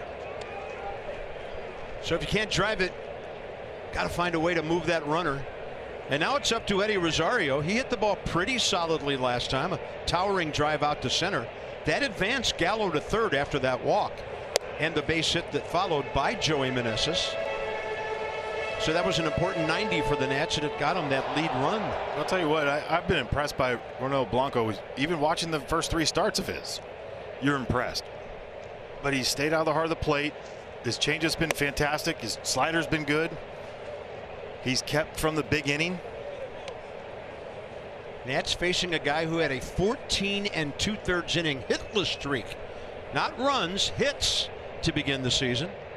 And that's the longest in the expansion era for any pitcher. That goes back to 1961.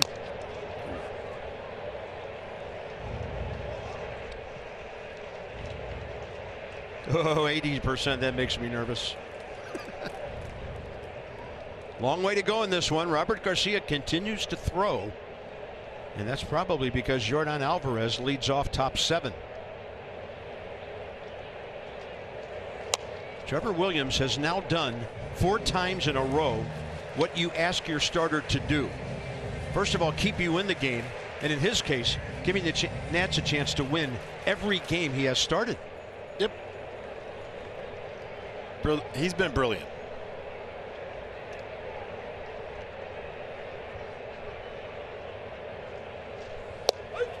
Strike 3 call. Rosario walks away without a word. Strikeout number 5, 2 down. The MLB Ballpark app will complete your next visit to Nationals Park. Buy and manage game tickets, redeem offers, access exclusive content, and much more. Download the MLB Ballpark app today. And on the flip side of that, the Astros are 3-0 in games Blanco has started. 4-14 in all others.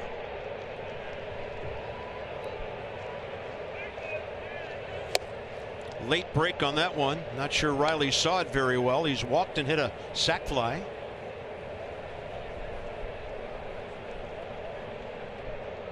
Two-out RBI situation.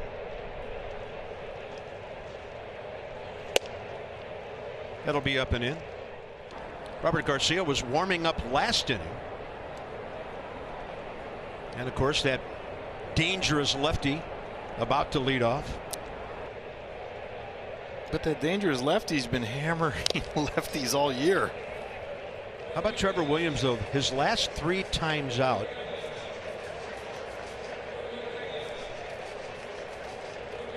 five and a third, 5 and 5, and the pitch count very economical. I think only Jake Irvin has had more economy in his recent starts than has Trevor. Irvin routinely in the mid-70s on his pitch count, going 5 and going 6. Well, the big thing with Trev is that he is being efficient with his pitches. He's not going for the strikeout from strike 1. He's close. Everything's competitive. It's rare to get a non-competitive pitch out there. 2 balls, 2 strikes. Adams can't get to it upstairs. 6 strikeouts for Blanco. Late innings, late afternoon, 2-1 Nats.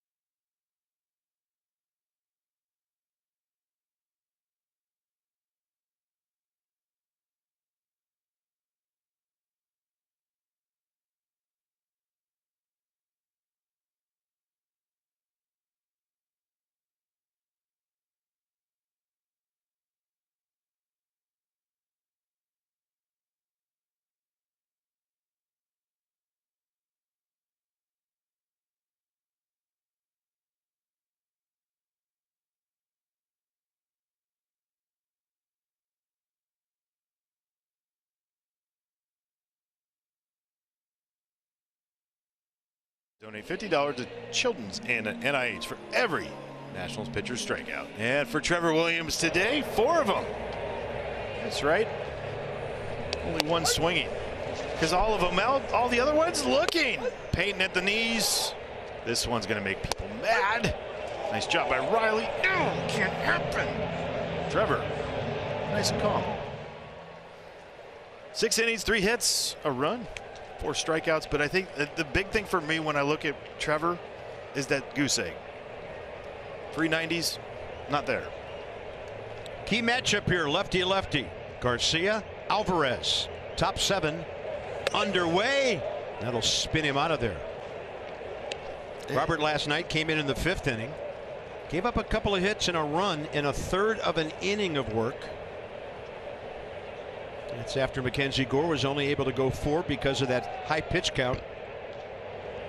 And that one inside. Barely 2-0. All over the strike zone. Robert Garcia, 11th game for him. Lefties 3 for 13 against them with the fastball and slider against lefties. Fastball changeup, righties. But it was an interesting move to go to Robert Garcia for this particular hitter. I know he's got 2 lefties in this, but Yordan Alvarez, 419 average against lefties with a 1260, and that's 13 for 31. It's not like it's a 5 for, you know, a small sample size.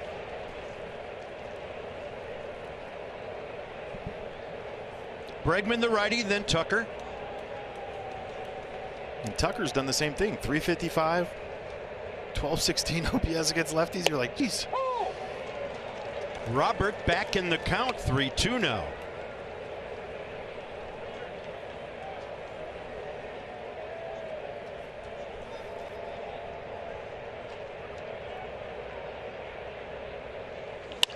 Base hit. Didn't scorch it. That's Alvarez's 2nd hit today.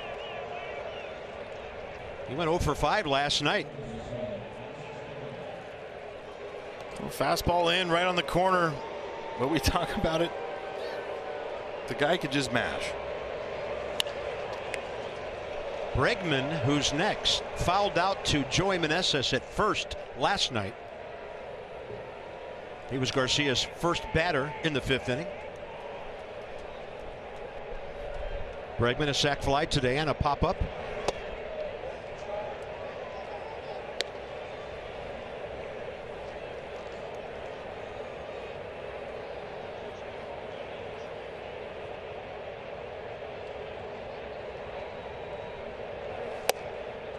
Outer half. 1-1. There's a lot of expansion there.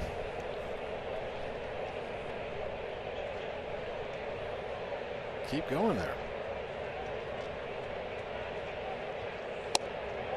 Took a little bit off and just pulled it inside.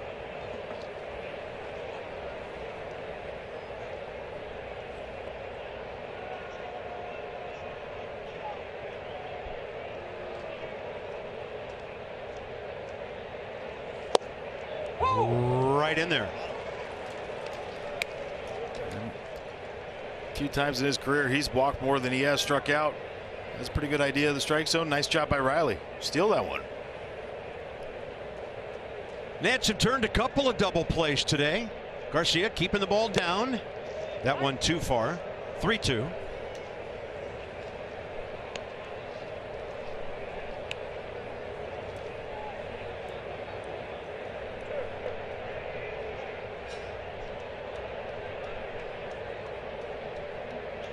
Alvarez short lead at first. He's holding, and that was close. Solid plate appearance by Alex Bregman as he draws his 9th walk of the year.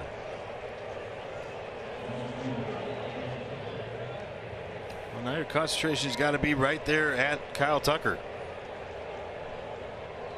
You know, the people that set up their bullpens to take on Alvarez and Tucker, they forget that these guys have, it's not a one-year thing. These guys have handled lefties for a while. You go back 2 years ago and you think about Jose Alvarado in the World Series against Yordan Alvarez. Yordan Alvarez going dead center above the batter's eye in Houston. That's a poke. I mean, it's a bomb, but I mean, like, that's the quality of hitter that they are. So you know, when you come in, you know that they had success, but you still got to execute. See a guy out there who's had 3 at-bats, but he's the DH, doing some stretching, maybe anticipating a dash for third and then home here. He wants to be ready. Never really discuss base running much when we're talking about guys who DH and sit around while his teammates are on defense. So Kyle Tucker 0 for 2 with a double play ball and a fly to center. Garcia walked him last night.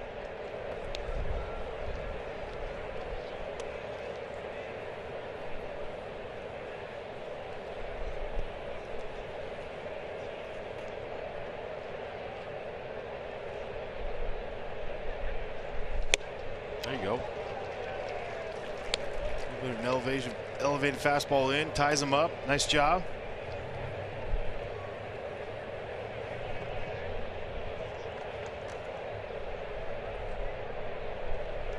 That's by 1.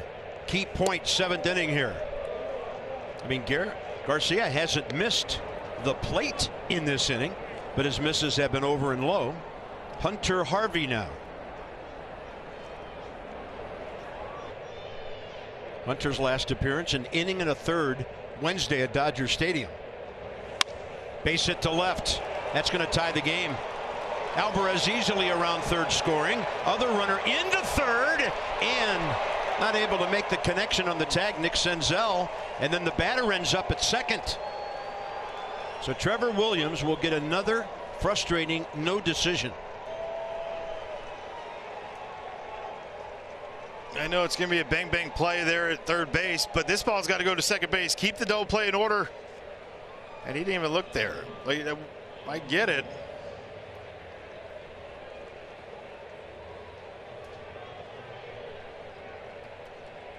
He would have been safe. Nissan North America with a pitching change. So Robert Garcia, after the brilliance of Williams, retires no one. We make cars that thrill. Experience the thrill for yourself today. Shop NissanUSA.com.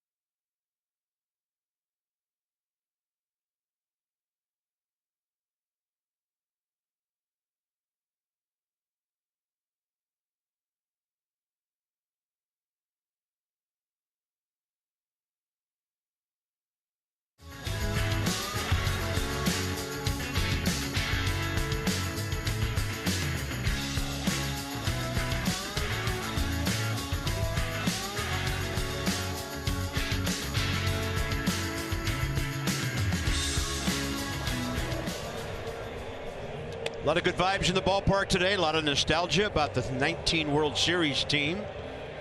And Franny called it. The lefties Alvarez and Tucker both had hits against Robert Garcia. So here's Hunter Harvey against Yainer Diaz. See what the Nats do with their infield defense here.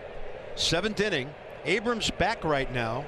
Everybody else a little bit further up, especially on the right side. And why Hunter in this situation? He's coming in. You need your best guy, your highest leverage guy in this moment. That's him. Right. Diaz, career 1 for 2 against Hunter. who was very strong in that Nats 2-0 shutout at LA. And now Abrams in with Senzel left side. Once Hunter put the hitter behind in the count. 1-1 now.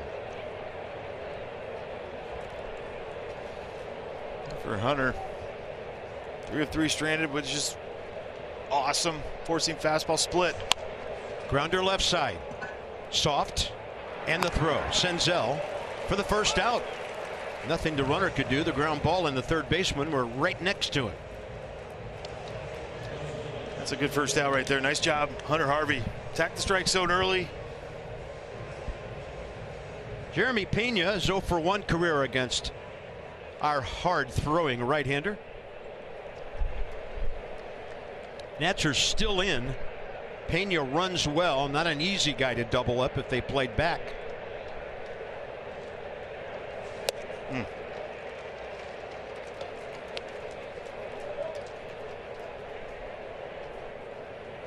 A good swing going right now for Jeremy Pena. Came into the game 349. He's at 353 now. And the Astros will take the lead. Station to station baseball on that hard drive. Pena 10th RBI of the year and his second in this series, and he's been unstoppable. He has 5 hits. Yeah, and there was a guy that, I mean, he got the fastball blown by him right before. So good pitch, go right back to it, and he beat you. Cheated to it. Pena is 5 out of 7 in this series. Chas McCormick is next.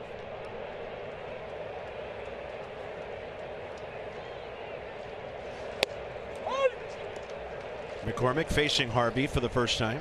Both of those runs charged to Robert Garcia, and he's also responsible for Tucker at third.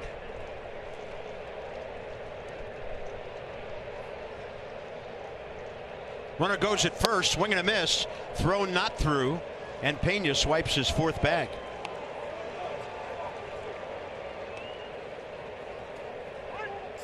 Oh, high leg kick, Hunter Harvey. He's not going to hold a lot of guys that way. Easy bag. I mean, you go all the way back to last year. How many times have we seen the ball thrown through late in the game? It's almost a free base. Yeah. 6 steals by the Astros in this series. They came in with 9 in 20 ball games. That's the advanced scouting. That's figuring it out. Do you have the pitchers that are willing to, go high leg kick and not worry about you over there? Take advantage of it.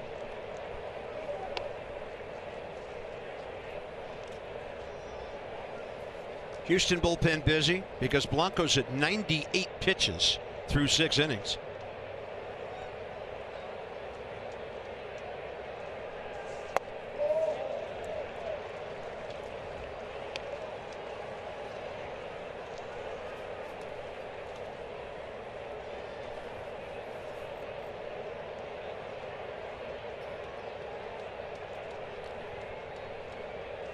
Swing and a miss. Huge second out. Let's check out our X-Mode camera. Sponsored by Hyundai. Split that just takes off. Little cut split. It's your journey. Own every mile on a brand new Hyundai. Jose Abreu 1 for 2 career against Harvey. Feet sliding around as he took that big swing. A couple of ground balls to Abrams today.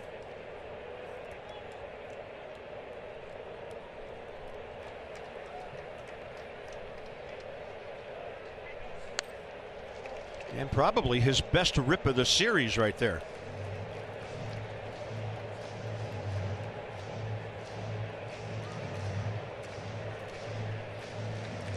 You know what the Astros are thinking right now? 2 out hit by this guy might get him going. It's been a scuffle for him.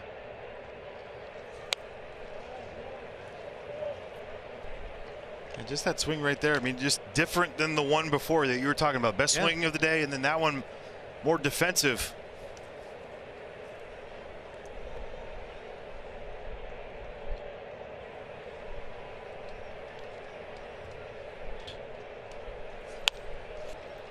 In play, right side.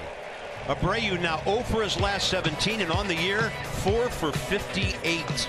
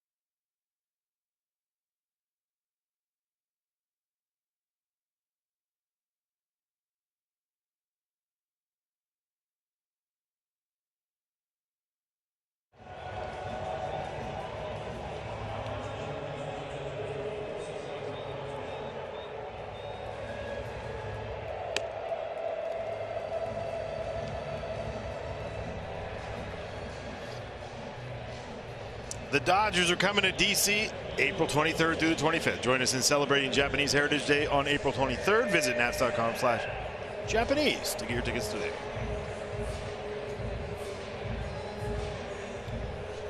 Rafael Montero is 33, Dominican Republic native. And for the Nats, Nick Senzel, C.J. Abrams, Jesse Winker. Trailing for the first time today. Senzel 0 for 2 career against the righty. Yeah, he's been fantastic this year. 11th game for him. He's got 10 innings, 4 walks.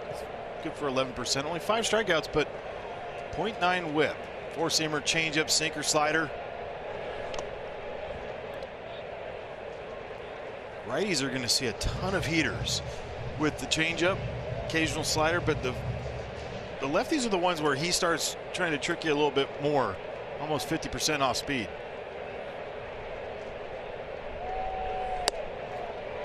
Well, they're trying to make a winner out of Blanco for the 3rd time. He goes 6. 98 pitches, 63 strikes. Gives the Nats 2 runs on 5 hits. He was in some hot water all day, but pitched out of most of it. And that's nasty, not hittable down and in.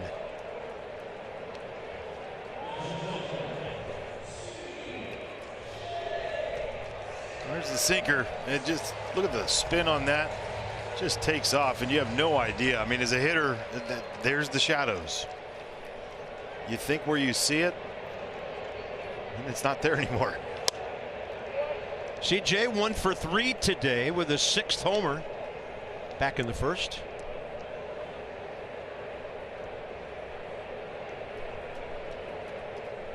That's fun. Yeah, trying to hit spin through that.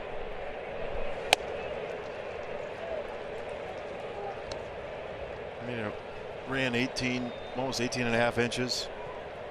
So a full plate's width. And some.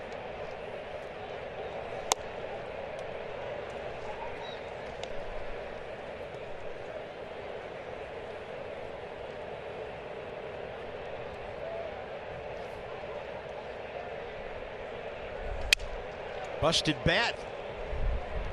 And well foul. It's a couple of them today for CJ. We haven't. Yeah, last time up too, huh? So that home run gamer, a distant memory. Yep.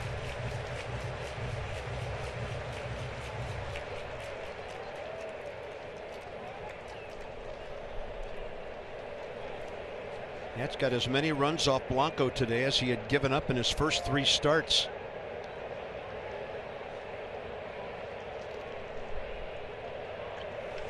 Abrams, and that's right where Pena is playing. Barely had to shuffle for that one. 2 outs.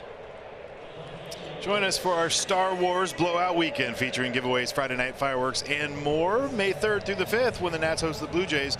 Get your tickets today at nats.com/Star Wars.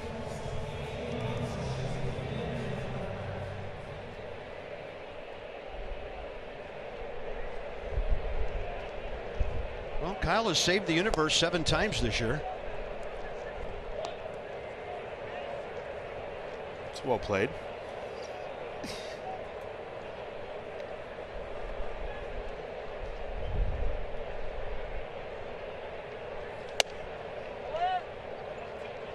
Jesse Winker 0 for 3.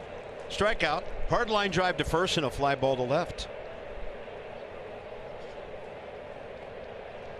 They pitched him well all series. 0 for 6, sac fly, great at bat in the 9th.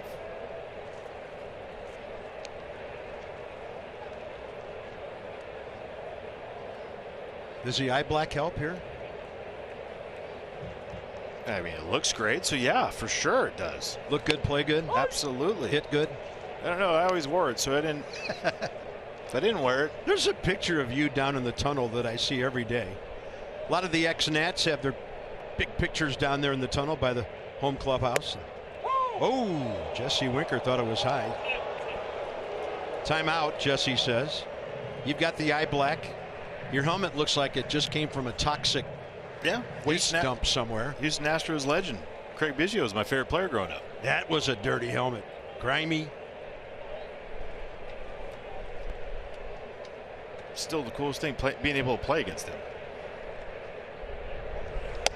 Up and in.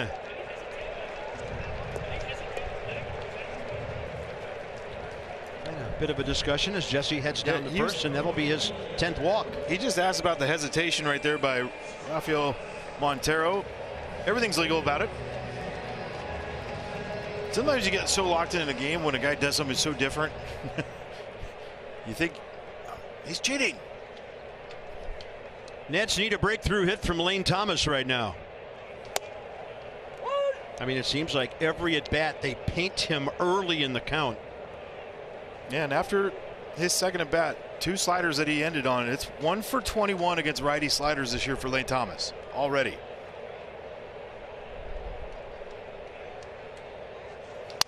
Gets jammed. Second baseman Altuve has to go to his left. Took a while for him to get to it, but he gets Lane, and the Nats trail now into the 8th.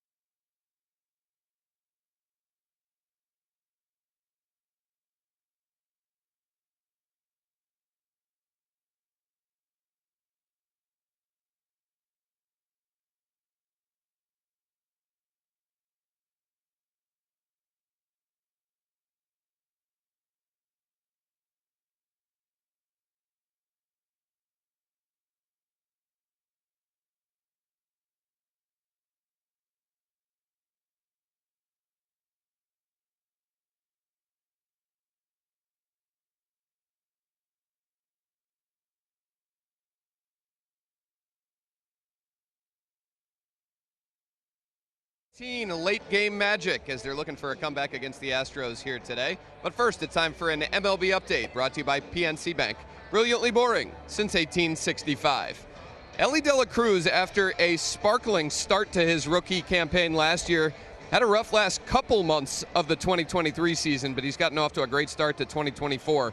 His OPS currently over 1,000, and last night a 3-run homer and 3 steals, getting him into double digits in the stolen base department. And Travis d'Arnaud, last night, 3 homers, one of them a grand slam, the third Atlanta player since 1901. Kind of surprising. There have been 3 guys in an Atlanta uni to hit a grand slam among a 3-homer game. And Bob, that just reminds me of Anthony Rendon, 3 homers en route to 10 RBI. d'Arnaud only had 6 RBI last night. Not nearly as impressive as Anthony. Yeah, that day against the Mets, not soon to be forgotten. Jordan Weems for the top of the 8th. 9-1-2. One of the most unusual home run stats of all time belongs to the Braves. They had a good hitting pitcher back in the 60s named Tony Cloninger. He hit 2 grand slams in a game in which he was the starting pitcher. Now that's a good day.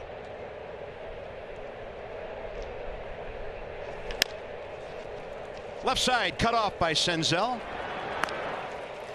Dubon 0 for 3 today, and now we go to the top of the Houston order for Jose Altuve's 4th at bat.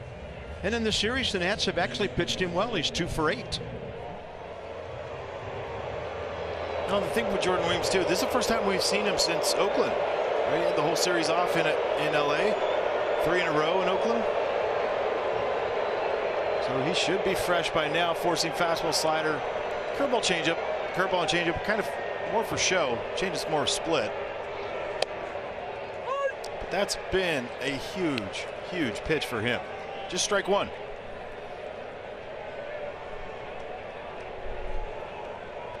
Altuve 0 for 1 against Jordan. That's way outside. 1-1.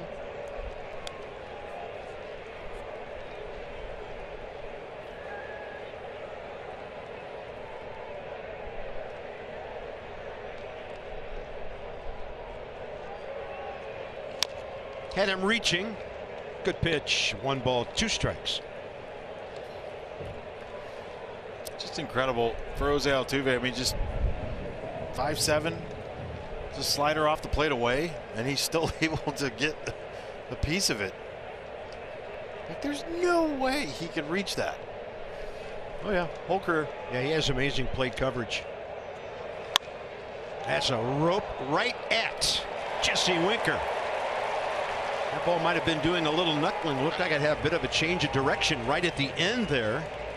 And Altuve 1 for 4 today. Nice play by Jesse Winker.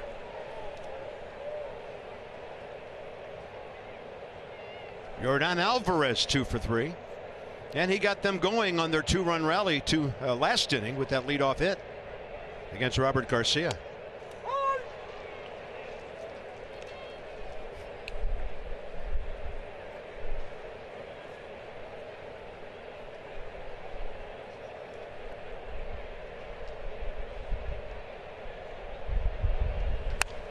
There's a frozen rope at the right fielder, and Lane Thomas will take it on a hop. Alvarez having a big day, 3 for 4. 112 miles per hour off the bat there. Wow. There's the other guy they like to boo, Bregman.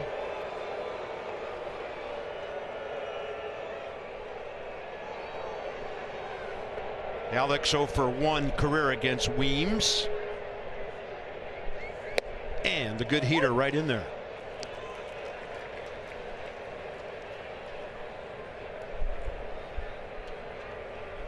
And the Astros, most notably Altuve and Bregman, they hear this all over baseball.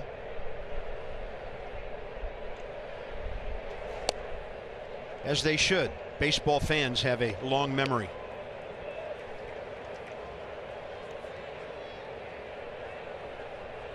Yeah, kind of, yeah. Kind of. At least 5 years worth.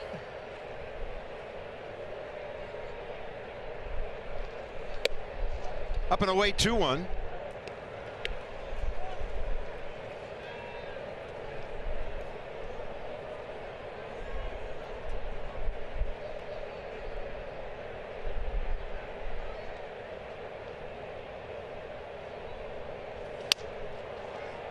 Just foul when it landed. Alex Bregman got pretty good wood on that, but it was right in on his trademark, and that bat will be retired. Yeah, that's the bat that he liked, I think, because he had that thing for a while. That's the one we were mentioning about the grip on it worn out so much. Good four-seamer. What's the longest you ever had a bat without busting it? 2.5 months. Wow. Yeah, that thing was awesome. Probably means it didn't swing hard enough to break him, but that's fine.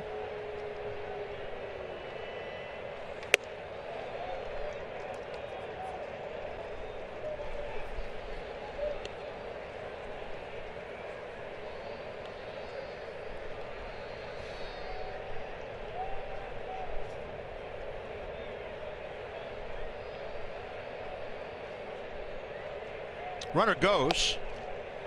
And that not a competitive pitch. It'll be 2 on 2 out for Kyle Tucker. I had one right before I got called up for the first time.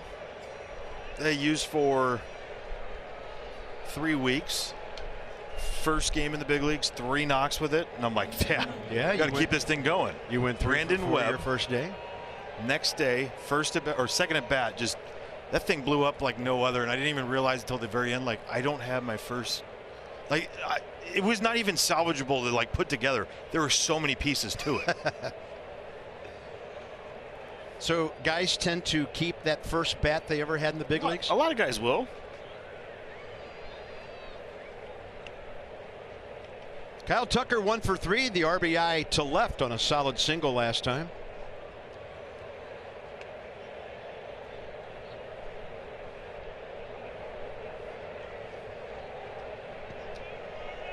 They have another right-hander warming up. The Nats will have 4, 5, and 6. They want the score to be 3-2 when they come up in the bottom of this inning. That's a slider up in the zone. That's the second time in this inning for Riley, kind of having trouble picking it up. He's having trouble seeing it.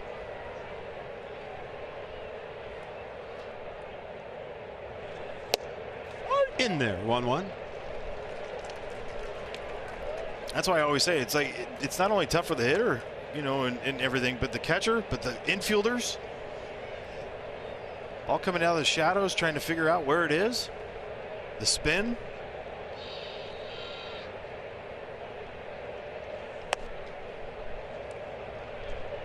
I go back to that Jose Abreu at bat last inning, right to Joey Gallo. I mean, that was a spinner out of the shadows, and for him to stay with it was a great play. Won't be known as a great play because it's just 3 unassisted. Yeah, 2 men aboard. And this is placed perfectly. Alvarez will score. Bregman to third. And the Astros, like they did last night, adding on to lead by 2.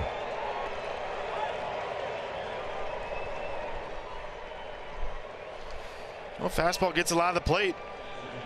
It's on top. Strong guy. 105 off the bat, so that's going to get through pretty quick.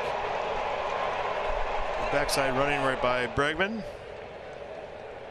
First 2 men retired in this inning. 3 in a row on base now, and here's Yainer Diaz, the catcher.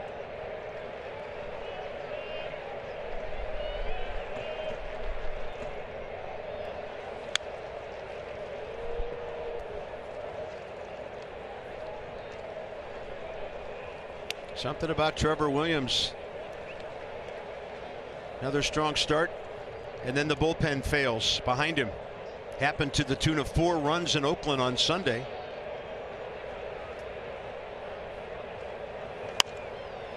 This one high in the air, looking right into the sun. Lane Thomas, but it drifts into the seats, and just enough breeze coming from the north to push that ball out of play. But the one thing that I feel like Trevor is better at than most is understanding, control what you can control, and he did. Right? For 6 innings, he made pitch after pitch. And it's not like, oh, they didn't do it for me, but he put himself and the team in a great spot. Now you just hope that the guys on the back end who've proven that they could do it, finish it up for you. And some offense would help too. Yep. Nats bullpen has had to be pretty perfect lately. Ooh, that's a good pitch. That's a great job by Diaz getting that ball off the plate, just flicking it off for another one.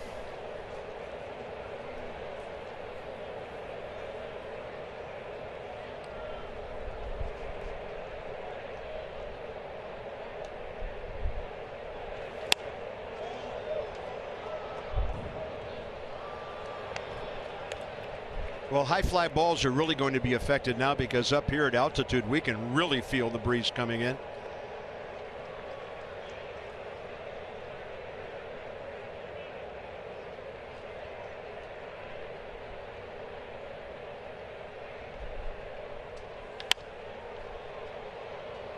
What a crowd. What, I mean, this is how the celebration weekend's supposed to be.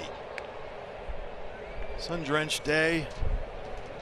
Packed house. Now you just got to get a win. Find a way. Yeah, the Nats are 2-5 at home. Better team on the road so far, splitting 12 games. Oh my. He had him all locked up. Trying to avoid losing a third consecutive home series here today by setting up a rubber game tomorrow. Having lost to the Pirates and the Phillies 2 out of 3.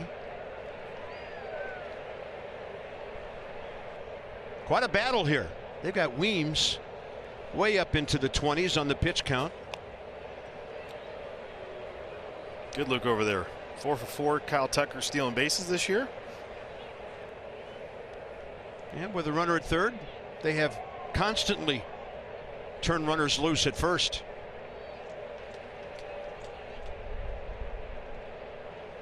He's holding.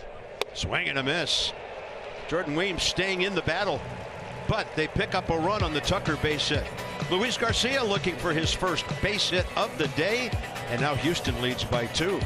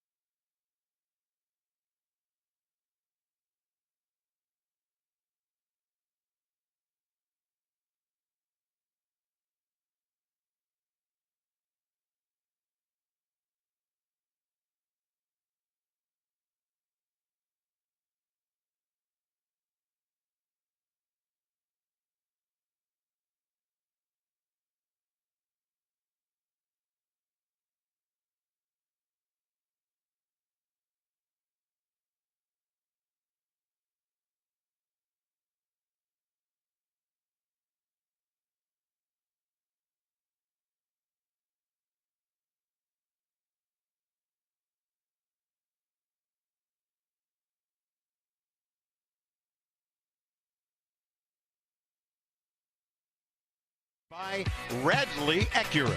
Come check out the brand new RDX today. Good day for some Shake Shack up there in right field. Yeah. Gosh, I remember the big party we had about 16, 17 years ago when we opened that plaza up there. Boys, you're still with us. Howie, Adam, Anibal. Great characters, great personalities from the 2019 team. Hope you enjoyed our visits on the field and up here in the booth today. It's been a special day here. Those serious looks. I mean, they look like management, don't they? They don't like it when the Nats are behind. Just wave, guys. Just wave. Nobody's told them they're on camera. So. It's all right. They're not hot dogs. Luis Garcia Jr., 2 for 2 career against Brian Abreu, who pitched the 7th inning last night. And Luis took him with a hot shot right over shortstop. Yeah, 11th game, you're seeing that. I mean, the numbers are high right now for certain things. Very Brian Abreu like? One of the better relievers in all the game last year, even the year before that. 188 strikeouts the last 2 years as a reliever. For a reliever, that's amazing. Nice. That's a carbon copy of last night. Pena keeps playing him up the middle, and Louis keeps singling to his right. So the Nats have their 6th base hit. Elevated four-seamer, it's just uncanny. He goes up there like nobody we've seen. Out of the zone, up. That's why sometimes you check out where the chase is. Is it upstairs or is it down? If it's down, that's the bad one. If it's up, you're okay with it because he can do that. Well, the hitting conditions have improved. Maybe Joey Gallo can see one and blast one here. Hooked a double down the right field line last time. That hurt. Not the double, but what happened after that. Joey Meneses out back to the pitcher on 1 pitch. 2 strikeouts, and the Nats never got Gallo beyond second base. And that is when they still had the lead. Yep, that's why I referred to it. Mark it down. Mark that at bat right there as being one of the most important bats of the day. Goal is obviously to score runs, but if you get runner at third, fewer than 2, more than the other team, it's going to happen. You're going to score a lot more runs. Well, Gallo 3-0 now. The time before the double, he walked. 1-for-1 career with a couple of walks against Abreu. And 4 in a row puts Joey Gallo on base for the 3rd time today. And the Nats just quite honestly need a breakthrough hit from Joey Meneses here. This is the moment you want this place getting going here. Guy on the ropes. Down 2. Got to find a way to elevate to celebrate on this one because ball on the ground, don't play ball. Joey is 2 for 3. Base hit right field line. Clean single to left his 2nd time. And not biting on that slider away. Joey 0 for 1 career against Abreu. Talking to Darnell Coles before the game, just biggest thing with Joey, don't try to create it, let it happen. Huge gap left center. Over 100 feet of room down the left field line, so you can tell how they want to pitch him, and they've missed away twice. Yeah, 6 straight balls. I mean, you have to center up one thing. You have one thing on your mind, and it's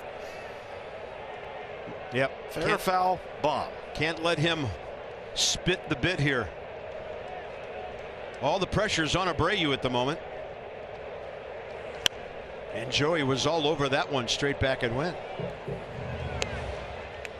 I like the swing on where it's at, right? You don't want it on the ball down in the zone.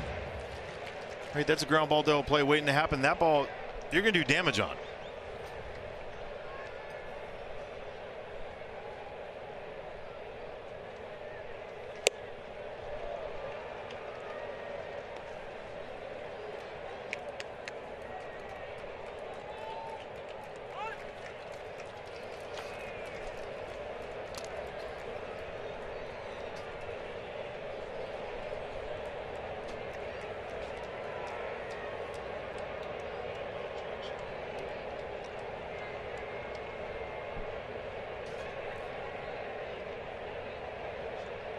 2-2.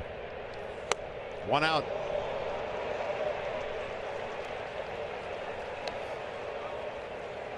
Next up, the lefty, Eddie Rosario. Well, let's look at that pitch sequence from Brian Abreu. Got the slider off the plate away. Heater down and away, and then we just get right back into it. Just straight heaters. Top of the zone, strike 3.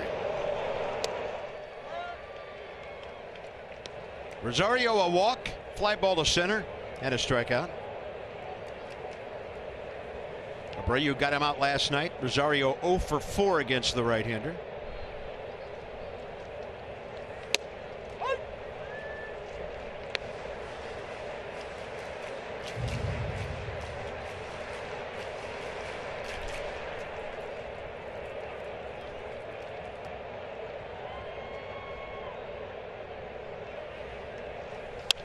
Jammed him. This could be interesting.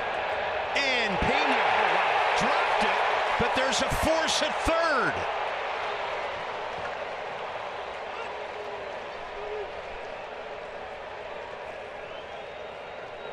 Runners end up at first and second. Yeah, just you lose it for a second. You understand Luis Garcia Jr. because why? Watch him. He extends out, does a perfect job. Perfect job. Now he leaks back, and you can't do anything about it. He did everything right. Yeah. It's just losing sight of that ball for one split second. You have no idea. Riley Adams is next. Waiting for a ruling on the batted ball. Not an easy play by Pena, but it looked like he definitely was about to put it away. And then the out at third would go 8-5. So 6-8-5. Yeah, I guess you'd give an assist for the guy who touched it. I'm thinking base hit. Well, it can't be a base hit because it's a force out. Oh yeah, you're right, because it's basically the same as a fielder's choice, but it's in the air. That was weird. And now the Nats are going to have to come up with contact from Riley Adams to avoid ending this inning.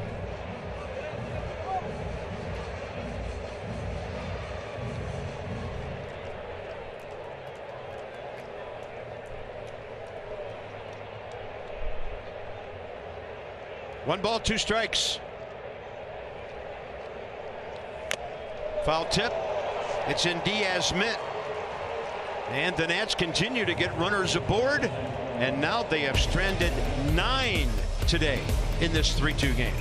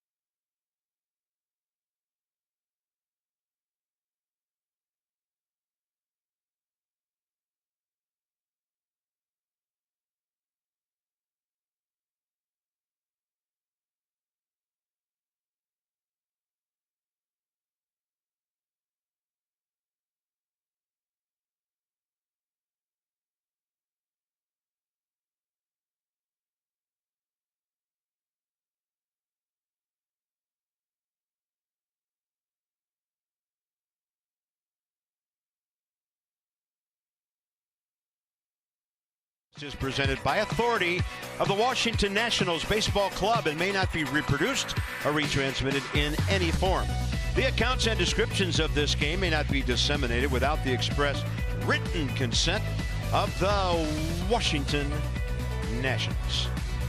Brilliant Saturday afternoon for baseball. 72 at game time. Quite breezy at the yard right now. We're only down to 70. And in the shade, Tanner Rainey coming off his most routine outing of the year last night. Franny, 10 pitches, 6 strikes, and now they want to see him go back to back. 3 up, 3 down. First time that we've seen it, and he did it being efficient. Four-seamer, slider, change. Jeremy Pena first. And first pitch swinging, high in the air. A lot of carry. Left center. Coming back a bit in the breeze to Eddie Rosario. And there's your point earlier, Bob, coming off Half Street. That looked like it was going to have some decent carry out there, and then it hit a wall. Yep. Because you just watched the outfielder, Eddie Rosario, going on a dead sprint towards the PenFed sign out there, and then stopped. Like, wah, wah, wah. Here's Chas McCormick. Showing bunt, and it's a strike. By the way, Rainey last night got Alvarez, Bregman, and Tucker. Comebacker, liner to left, fly ball to left. Now he gets Pena. So he's 4 for 4 against really good Houston hitters.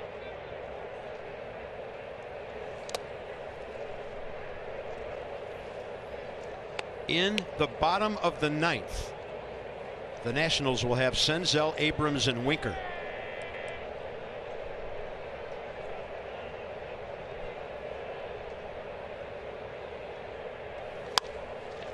Clean single, left center. Winker over to cut it. Runner just now arriving at first, and Jesse shuts him down. I mean, Chas McCormick out of the box just kind of jogged down to first. I was shocked when I looked up and saw him just arriving at the bag, Franny. That's why I mentioned it. They got lucky on this one. Slider down there, and he just puts his head down and glides out there. I mean, that ball's in the gap. I mean, he's got wheels. He could run. Use this. Ground ball double play. Jose Abreu next, 0 for 3. He's hit the ball on the ground 3 times.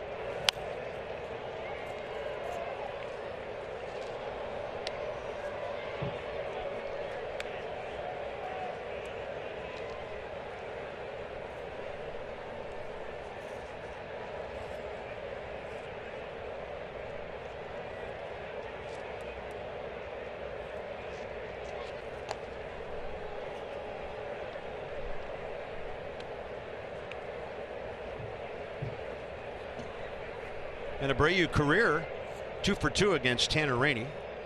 Both singles.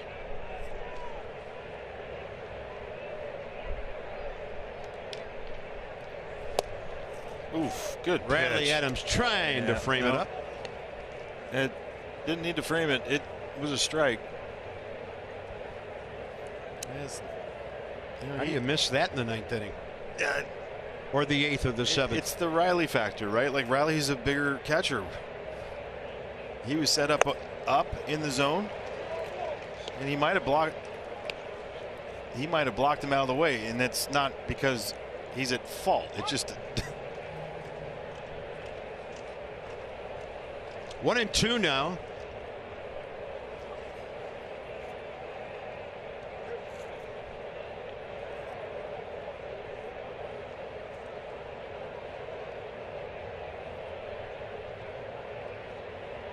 Medium lead for McCormick.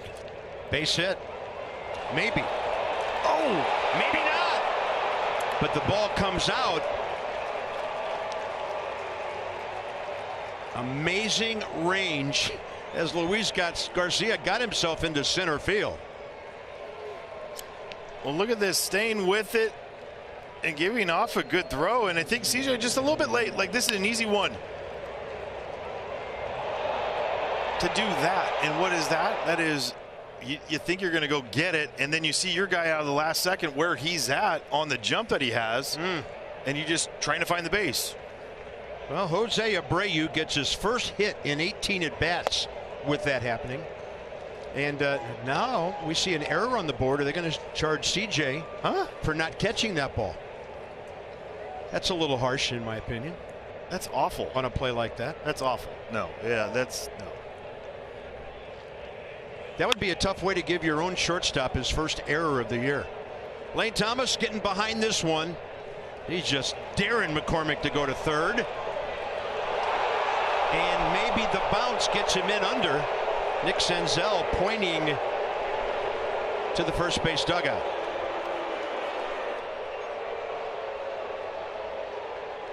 Well, they're going to challenge right through the cutoff man. Nice job. And he was safe. I mean, just a little, like skip. I mean, all it is a skip. Right? It doesn't go low. That's a couple times now for Lane that the ball's kicked up on him and gone instead of down, where we see a lot of his throws from the outfield just stay low off that skip. So no challenge, huh? No, he was safe. Runners at first and third, 2 outs, and here's Altuve. Ooh. That's his second close shave this afternoon.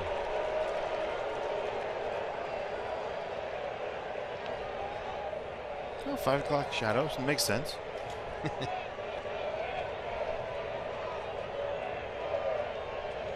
The Nats cannot afford to give up another run here. That's twice. That's twice. I mean, Manning's been giving balls underneath the zone pretty much all day because of the way the Riley's caught it, and that's twice here in this inning.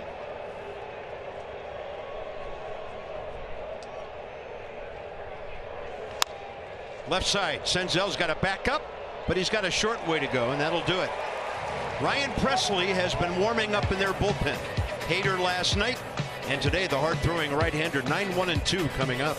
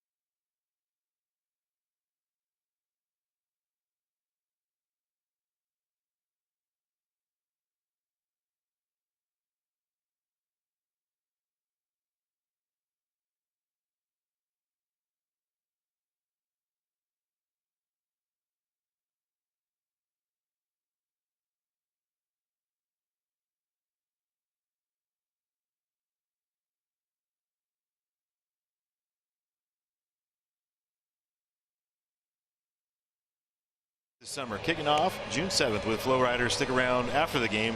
Concert is free with a game ticket. Get yours at nats.com/summerconcerts. Ryan Presley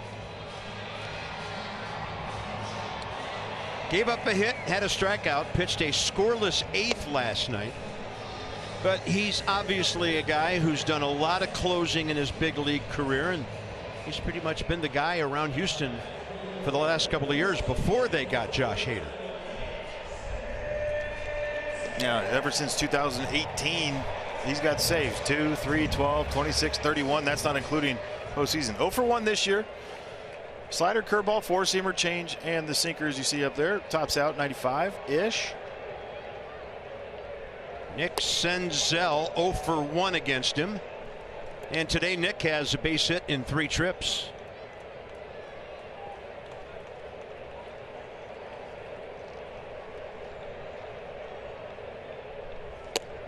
That's catcher's interference. Yeah. We could hear the sound of the mitt and the bat up here. So there you go. E2 on Diaz, reaching forward for a pitch. Yeah, look how close he is. Omar Narvaez last night in the Dodgers and Mets game, he got one, and it was, these guys are trying to show, right, get the ball earlier to show a strike.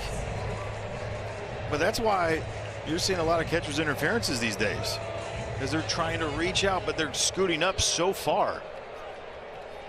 Gotta take advantage of this. Well, that's as good as a hit for the Nats, and here's Abrams. Houston's second error today. And CJ launches one to right center, heading for the scoreboard, and it's off the out-of-town scoreboard. He will go into second. Over to third is Senzel. Game on for the Nats here in the bottom of the 9th. Down and in slider, and he almost backspins this thing out. Kyle Tucker with the deke of the year. I mean, this is what, 3 feet from going out? Down and in. Nice job by CJ.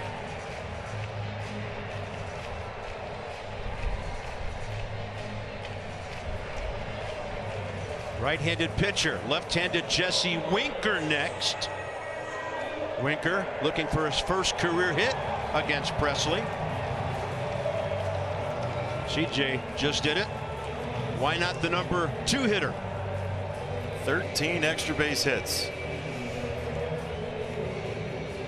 for CJ. I mean, that a good read by Nick Senzel. Maybe you got a triple out of it.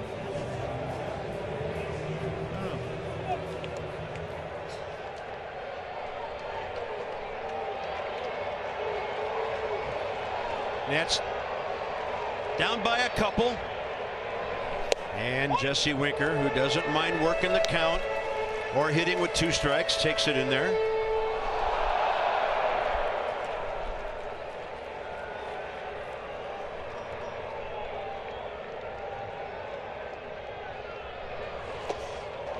In the dirt, kept close by Diaz.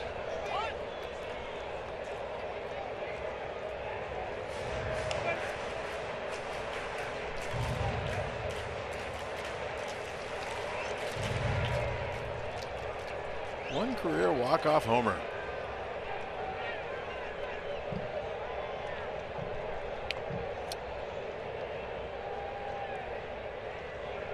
Oh, 2 battle. That's a base hit. Here comes Abrams. The Nats have tied it with nobody out in the bottom of the 9th. And why not with Kurt Suzuki in the house? Oh, there we go. Get up, boys. That right there. Jesse Winker. Little backup slider staying hard up the middle. Nice job by him. And that was an easy score. Ryan Presley, I think, pounded his glove because I think he thought he could have had that one. This will be interesting here. The struggle that Lane Thomas has had at the plate, he wants to get on something. But Jacob Young running at first base, we know how well he can run. Yeah, do you give him a pitch? I would. I would 100% give him 2 pitches. Nats are back even at 4. Winning runs aboard. A lean and a good lead by Jacob. He's holding. And Lane Thomas, his first pitch swinging.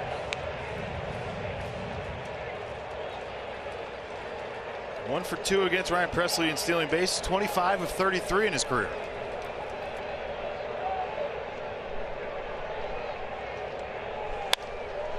Ball hit hard to short. Thomas gets to first.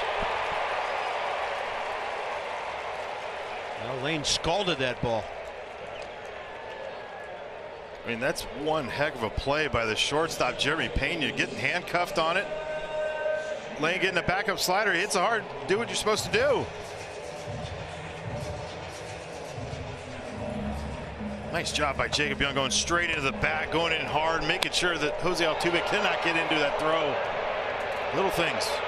Now Lane gets to second base. There's Luis Garcia. Runner goes. Pitch is low. Runner safe. And Lane Thomas is 9 for 10 this year.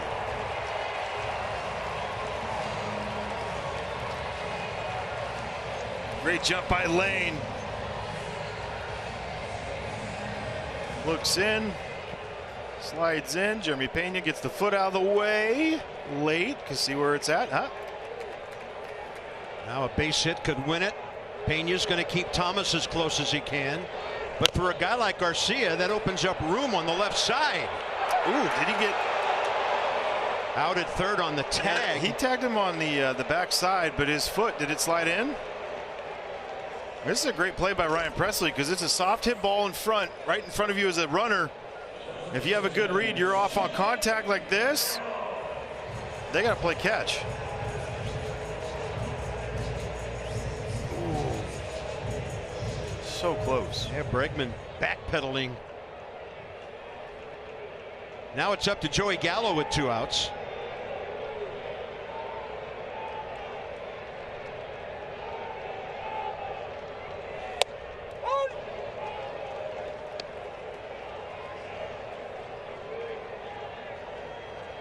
I was thinking what a good situation that was, with Pena up the middle having to hold Thomas, and Garcia, who goes through short for a lot of base hits like he does.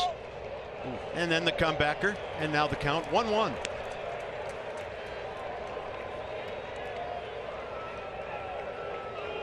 And that's a heck of a play by Ryan Presley, the pitcher, to get off the mound, know what he's supposed to do, fire a strike over to the third baseman. Good take by Joey Gallo, who's had a good day. A walk, a double, another base on balls in the 8th.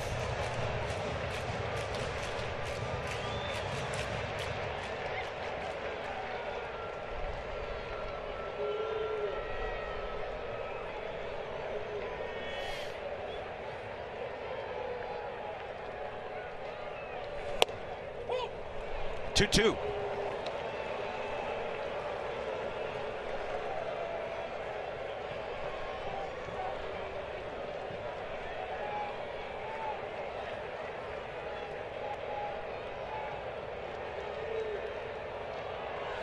Gallo strikes out on a pitch in the dirt. That's it for the Nats in the 9th. But Senzel reaches on an error. Abrams a double. Jesse Winker delivers. RBIs number 7 and 8. Cal Finnegan about to come in. And the Nats battle and get back even with Houston into extras.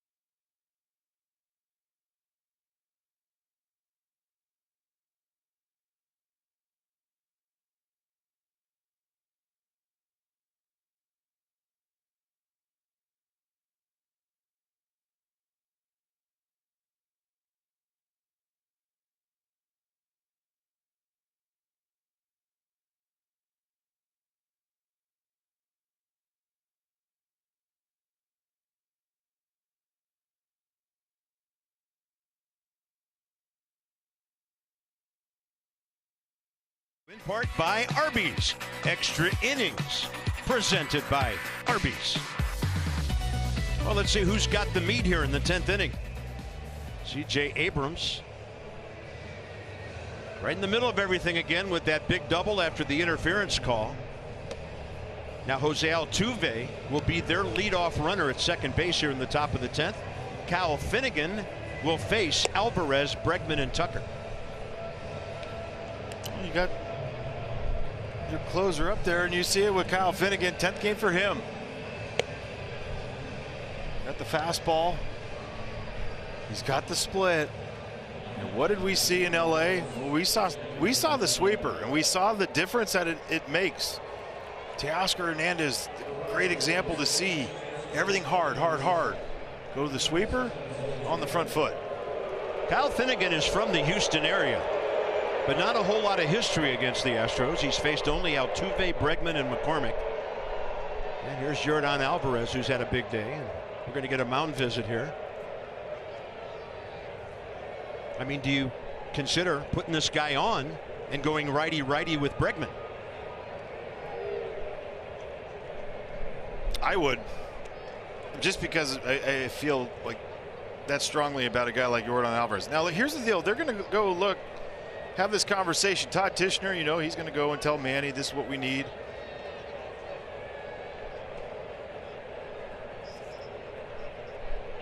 He's going to be in the ear with somebody. PitchCom issue? Yep. So Jacob Young stays into play center after running for Jesse Winker, and that puts Eddie Rosario over into left.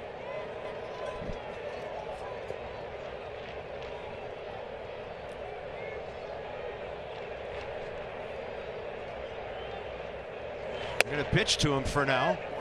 Inside. I mean, Manny Gonzalez, he was hunting strikes early on. I mean, he is both sides missing some pitches here. It's not just the Nationals pitchers. That Ryan Presley had a few. Just foul.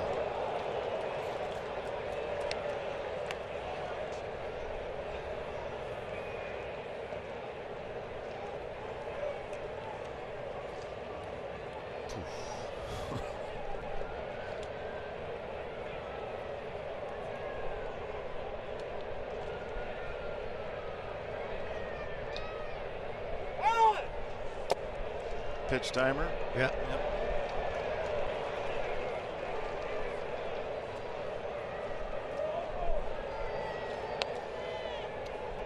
The only good So thing that's for ball 2. Right, and the thing is with that, he saw the split.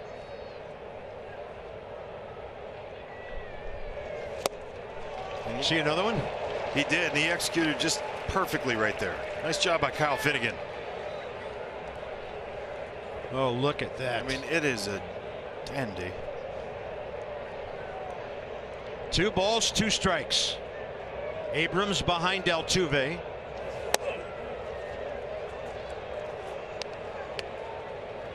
I'd go right back up there just for the fact that he's got to be thinking he's going to go back to the split.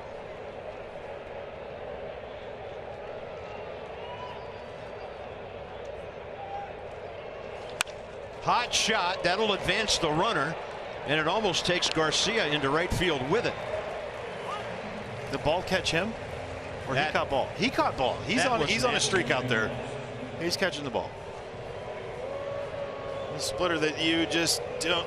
That's what we saw in Cincinnati that got hit hard, right? Productive out for Alvarez. So now it's Finnegan against Bregman, who's 0 for 1 career with a strikeout against Kyle. Infield in. Chopper foul. And you see Jose Altuve right on contact. He was off. Infield, you got to notice, you got to see that. Make sure everybody knew it was going to happen anyways, but play catch. Bregman today 0 for 1. Sac fly and 2 walks.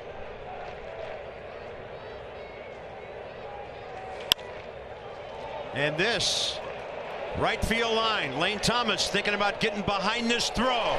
Here comes Altuve. The throw is in time. He's out at the plate. Lane Thomas, second assist of the week. And the Nats go to the bottom of the 10th with a leadoff runner and a chance to walk him off. Lane Thomas daring people to run on him. Let's get something to skip, and he did. You get it. It's Jose Altuve. He can run, but so can Lane. He can run and he can throw. Let's win it.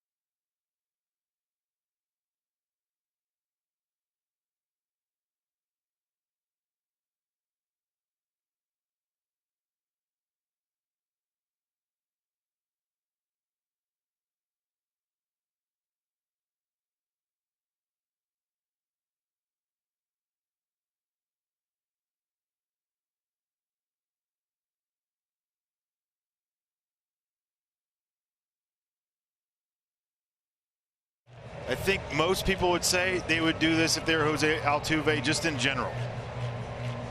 What a throw, right and low. There's the skip, right? What we were talking about with Nick Senzel, the one that popped up on him before the tag. This one on a line and a great throw. Unbelievable. Well, the Nats have a guy in their dugout who they love having for situations like this. We're going to have a pinch runner at second base for Gallo.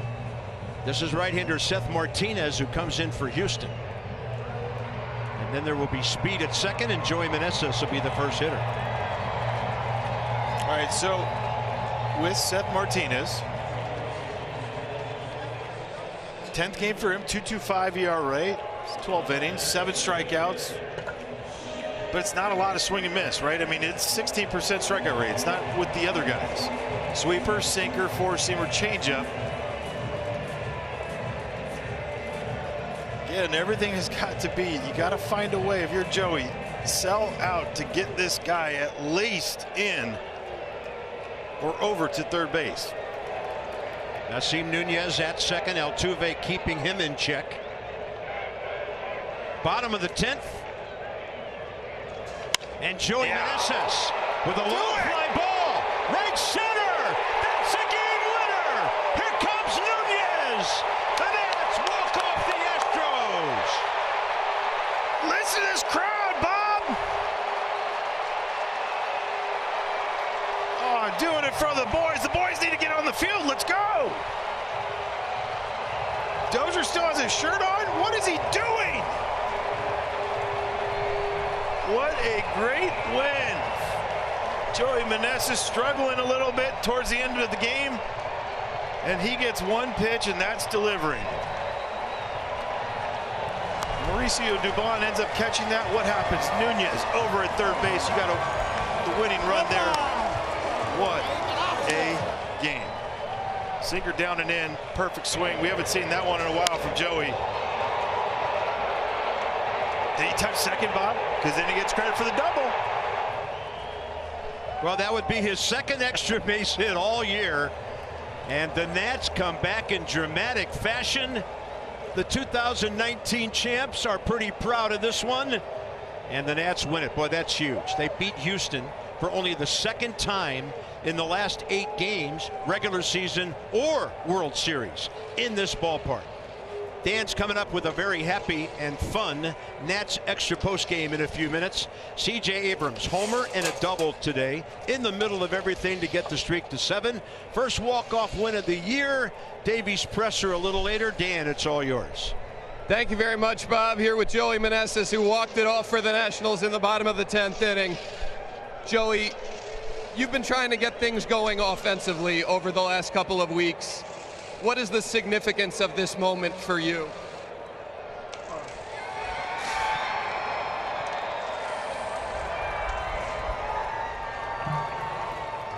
Bet that feels good. How good does this moment feel for you, Joey? A lot, you know. I've been struggling. I'm trying to get my confidence back. And these things gave me the confidence, you know. What are you telling yourself there when you step into the batter's box with a chance to win the ballgame? Like just trusting yourself and trying to get a good pitch to hit the ball and help the team win. So many big plays happened at the end of the game there. You had CJ's double, Jesse Winker's hit to tie the game, Lane's catch and throw to the plate. What was the biggest moment down the stretch in your view? You know, it's everybody doing like a great job, like all those things that you say, but you know, like I can pick ones. You know, any play helps the team win, and that's the most important. You know. Joey, you had some of these moments down the stretch in 2022 when you first came up into the big leagues. You've had your ups and downs in your career. How much do these moments mean to you overall through all that you've been through? It means a lot. It means a lot because you work for all these moments. You know. It's like a dream come true. Like today, you see like the park is full, and you see all the support of the fans for us, and it's amazing, you know. Joey, congratulations. Thank you, and go Nats. Joey Meneses, the walk-off hero, helping the Nationals to a comeback win over the Astros today. They tie it in the 9th with 2. They win it in the 10th with Meneses' walk-off double. It didn't take long, but he squared a ball up, sent it out to right center, and the Nats pick up a 5-4 win to even this series at a game apiece.